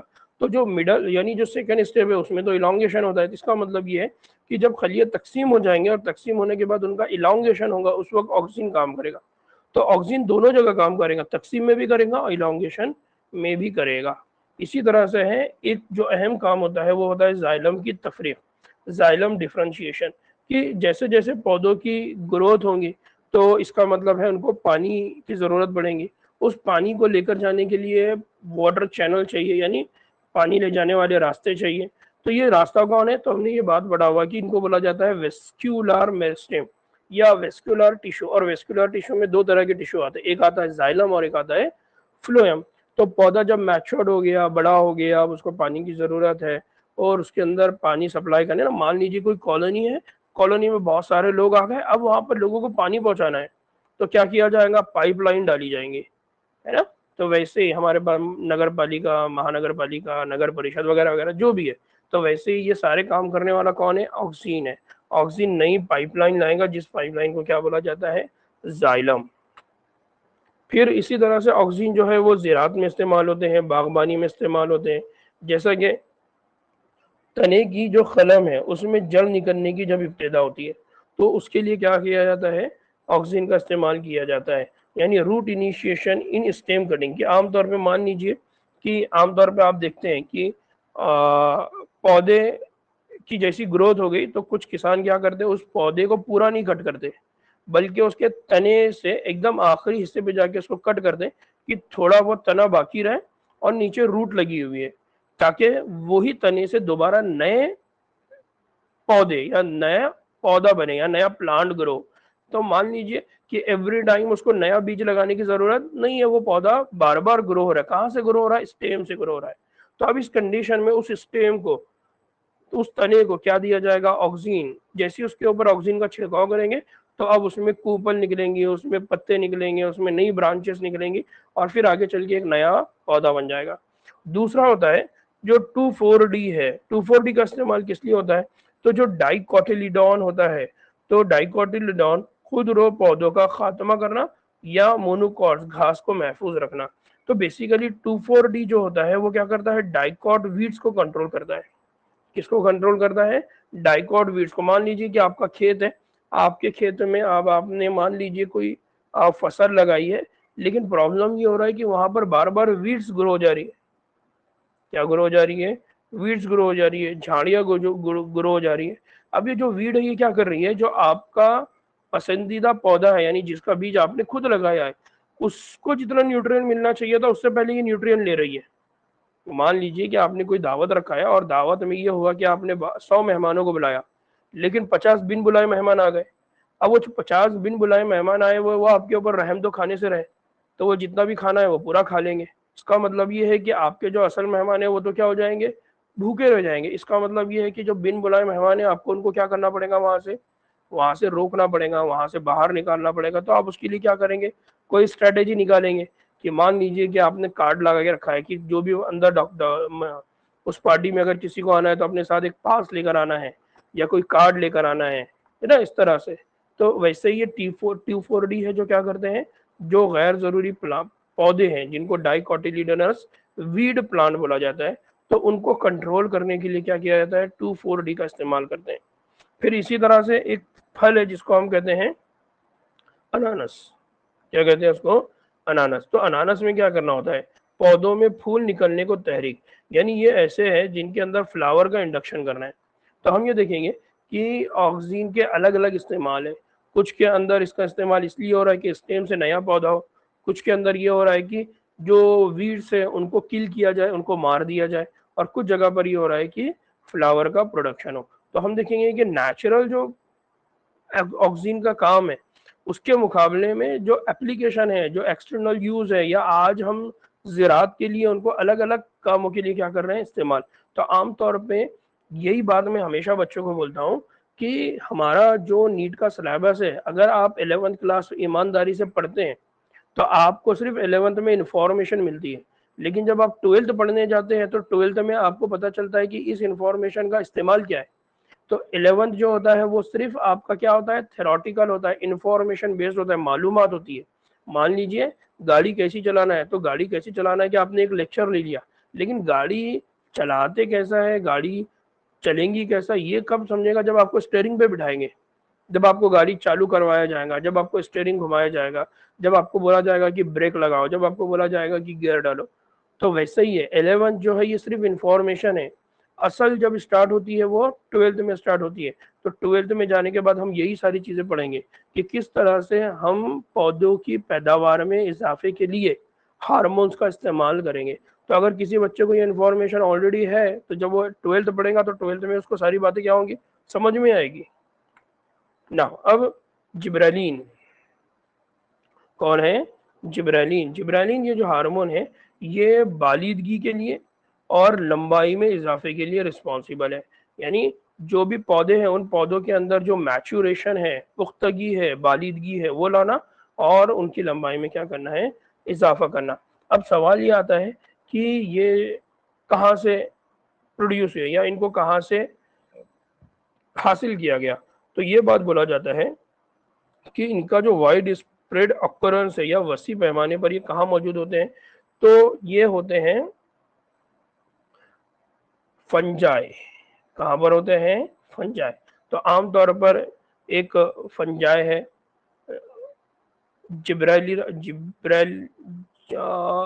फ्यूजिकोरा, जिब्रेलिना फ्यूजिकोरिया। मैंने थोड़ा प्रोनाउंसिएशन में उसको बोलने में गड़बड़ कर रहा हूँ, तो याद रखना है जिब्रेलिना या जिब्रेलिका फ्यूजिकोरिया, ये एक फंजाई था।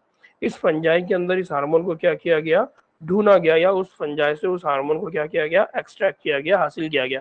तो ऑक्सीजन की बात करें तो ऑक्सीजन कहाँ मिला, ऑक्सीजन पौधों के रासी हिस्से में मिला, यानी उन एरिया में मिला जिनकी वजह से उसकी लंबाई में क्या होता था, इजाफा। लेकिन जिब्रेलिन कहाँ मिला, जिब्रेलिन पौधों के अंदर नहीं मिला, जिब्रेलिन एक दूसरे जानदार में मिला जिसका नाम क्या है, फंजाई। और ये बात बोला जाता है कि ये जो हार्मोन है ये बहुत ताकतवर नमो पजीर हार्मोन है, बहुत ताकतवर नमो पजीर हार्मोन है। क्यों बोला जाता है ये ताकतवर नमो पजीर हार्मोन, क्योंकि ये पौधे की जो लंबाई है उसमें बड़े लेवल पर इजाफा करता है। आमतौर पे इसकी एक मिसाल है जैसे राइस। तो आपको पता है कि चावल की जो काश्त है वो पानी के अंदर होती है, लेकिन अगर वो पानी के अंदर डूबा रह जाए तो फोटोसिंथेसिस का अमल नहीं होगा। इसका मतलब ये उसकी हाइट में क्या करना पड़ेगा, उसकी लंबाई में क्या करना पड़ेगा, इजाफा करना पड़ेगा। तो ऐसा ही हुआ था कि चावल के पौधे के ऊपर एक फंगस देखने को मिली जिसने उस चावल की जो लेंथ थी उसमें बहुत, चावल के उस पौधे की जो लेंथ है उसमें इजाफा किया, जिसकी वजह से उसकी ग्रोथ बहुत अच्छी होती थी। साइंटिस्ट ने जब रिसर्च किया कि यार ऐसा क्यों होता है, तो पता चला था कि वहां पर एक फंजाई होता है, वो फंजाई एक हार्मोन बनाता है, और वो हार्मोन की वजह से वो जो पौधा है उसकी लंबाई में क्या हो रहा है, इजाफा हो रहा है। मालूम करने पर यह पता चला कि वो जो फंजाई है उसका नाम है जिब्रेलिया जिब्रेलिया फ्यूजिकोरिया, जिब्रेलिना फ्यूजिकोरिया। ठीक है। अब ये बाजू में ये फंजाई है और ये पौधा है। ठीक है, ये जो फंजाई है तो फंजाई फंगस है, उसके अंदर ये हाइपी है, हाइफी है, और ये स्पोर्स है, हमने जब पढ़ा था, और ये पौधा है। ये दोनों के बीच में क्या था, एक म्यूचुअल अंडरस्टैंडिंग थी। ठीक है। नाउ अब ये बात बोली जाती है कि जिब्रेलिन के 100 से ज्यादा अक़साम है, उनमें एक होता है GA1, GA2, GA3। इनकी अहमियत क्या है? तो जो जिब्रेलिक एसिड है, जिब्रेलिक एसिड GA3, ये तमाम तेजाबी नोयत के होते हैं। तो इन सब में जो सबसे इम्पोर्टेंस है या जिसको अहमियत है वो है जिब्रेलिक एसिड 3 यानी GA3 को है। और ये सब की जो नोयत है वो तेजाबी नोयत है, एसिडिक नेचर इनका होता है। जिब्रेलिन के फिजियोलॉजिकल असरात क्या होते हैं या इनका काम क्या होता है? तो सबसे पहला होता है कि डिले सेनेसेंस या सेनेसेंस डिले। सेनेसेंस डिले का मतलब क्या होता है कि जैसे ही पौधे बुढ़ापे की हालत को पहुंच जाते हैं या पौधे जो होते हैं उनकी ग्रोथ होने लगती है, तो कुछ वक्त के बाद उनका जो उम्र है वो बहुत फास्ट ढलने लगती है। और उस कॉन्सेप्ट को बोला जाता है उनका राइपनिंग यानी उनका पक जाना। जैसे ही वो पक जाएंगे तो क्या हो जाएंगे? वो जमीन पर गिर जाएंगे। ना कुछ जगह पर ये चीज तो बहुत अच्छी है, लेकिन कुछ जगह पर ये चीज नुकसानदा होती है कि कुछ जगह पर सेनेसेंस जो है वो जल्दी आ जाए, जिसकी वजह से फल का क्या होगा? नुकसान। तो उस जगह पर सेनेसेंस को डिले करवाने का काम कौन करवाता है? जिब्रेलिन, ताकि फल जो है वो ज्यादा देर तक दरख्त के ऊपर लटका रहे या रहे। इससे क्या होगा? उससे उस फल की जो ग़िज़ाइयत है उसमें क्या होगा? इजाफा होगा। दूसरा होता है, इसको बोलते हैं बॉल्टिंग या बोल्टिंग। बोल्टिंग में क्या होता है? जो फूल होते हैं, तो फूल लगने से पहले जो इंटरनोड होते हैं उसकी लंबाई में क्या किया जाता है? इजाफा किया जाता है। क्यों इजाफा किया जाता है? ताकि वो जो फूल है वो एक दूसरे से दूर दूर आए। और एक दूसरे से जब वो दूर दूर आएंगे तो इसका मतलब ये है कि एक से ज्यादा फूल लगने के चांसेस उस ब्रांच पे क्या हो जाएंगे? ज्यादा। जितने ज्यादा फूल लगेंगे उतना ज्यादा क्या हो जाएगा? प्रोडक्शन हो जाएगा। तो बोल्टिंग अमल होता है जिसमें जो इंटरनोड होते हैं उन इंटरनोड के बीच में है तो ज्यादा डिस्टेंस या दूरी पैदा करना होता है, उसको बुलाया जाता है बोल्टिंग। फिर इंटरनोड इलांगेशन। इंटरनोड की तवालत, महवर और इंटरनोड की जो लंबाई है उसमें तेजी से इजाफा करना होता है। महवर और इंटरनोड की लंबाई में इजाफा क्यों करना है? क्योंकि जहां जहां से इंटरनोड बनेगा तो उस इंटरनोड की और महवर की एक दूसरे को अगर वो चिपके रहेंगे तो ये होगा कि उनके बीच में एक एंगल डिसाइड नहीं होगा, जिसकी वजह से ये होगा कि जो पत्ते हैं वो बाहर नहीं निकल सकेंगे। पत्ते अगर बाहर नहीं निकल सकेंगे तो उनको सूरज की ज्यादा रोशनी नहीं मिल सकेंगी। सूरज की ज्यादा रोशनी नहीं मिलेगी तो ज्यादा फोटोसिंथेसिस नहीं कर पाएंगे। फोटोसिंथेसिस ज्यादा नहीं होगा तो ग़िज़ा ज्यादा नहीं होंगी, ग़िज़ा ज्यादा नहीं होगी तो एटीपी का प्रोडक्शन ज्यादा नहीं होगा, और इस तरह से उनके लिए सर्वाइव करना क्या हो जाएगा? चैलेंजिंग। इसी तरह से ब्रेकिंग द डोरमेंसी। अब क्या होता है, कुछ बीज होते हैं जो ख्वाबिदगी की हालत में चले जाते हैं, डोरमेंसी की हालत में चले जाते हैं। उनको लगता है कि अपने आजू बाजू का जो इन्वायरमेंट है वो इन्वायरमेंट फेवरेबल नहीं है, तो वो डोरमेंसी कंडीशन में चले जाते हैं, इनएक्टिव हो जाते हैं। लेकिन जैसे इन्वायरमेंट फेवरेबल आएगा तो अब उसको अपनी डोरमेंट कंडीशन से बाहर आना है, यानी इनएक्टिव से कौन सी कंडीशन में आना है? एक्टिव कंडीशन में। तब उस बीज के अंदर क्या बनना शुरू हो जाएगा? उस बीज के अंदर बनना शुरू हो जाएगा जिब्रेलिन, जिब्रेलिक एसिड। ना अब एक कंसेप्ट समझना है जो कि खास करके जिब्रेलिन से रिलेटेड है। वो क्या है कि तिजारती तौर पर और ज़रूरी तौर पर इसका फ़ायदा क्या है? मान लीजिए फलों की, तो फलों की शक्ल में और जसामत में क्या होता है कि जो फल होती है उसकी शक्ल अगर अच्छी हो और फल अगर उसके जसामत ज़्यादा हो तो वो मार्केट में बहुत अच्छे से बिक जाएगा।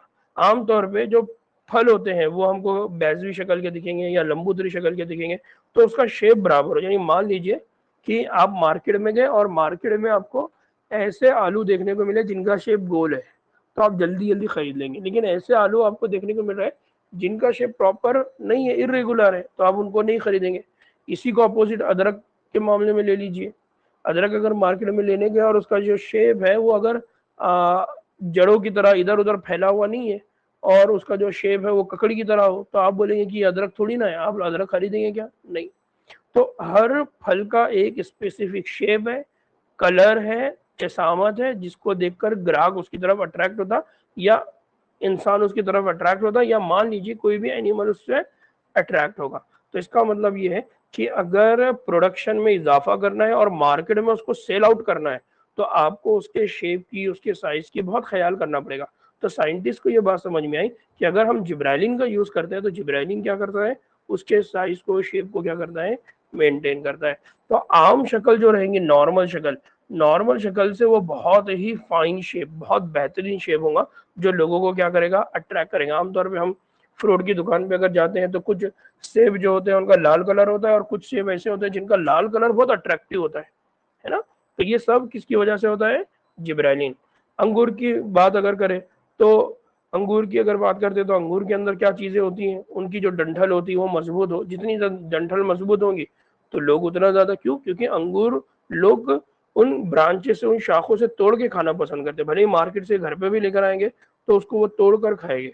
अगर वो सारे अंगूर के दाने अगर बिखरे हुए हैं और आपको वो मार्केट वाला कितना भी किलो में दे दे तो लोग खरीदते हैं क्या? नहीं खरीदते हैं। इसलिए तो इसका मतलब है कि कमर्शियल लेवल पर जिब्रेलिन का इस्तेमाल इसलिए होता है ताकि जो फूल है उनकी शक्ल और उनकी जसामत को और अच्छा बनाए। इसी तरह से गन्ने की पैदावार, गन्ने की पैदावार में इनकलाब करना है। किस तरह से?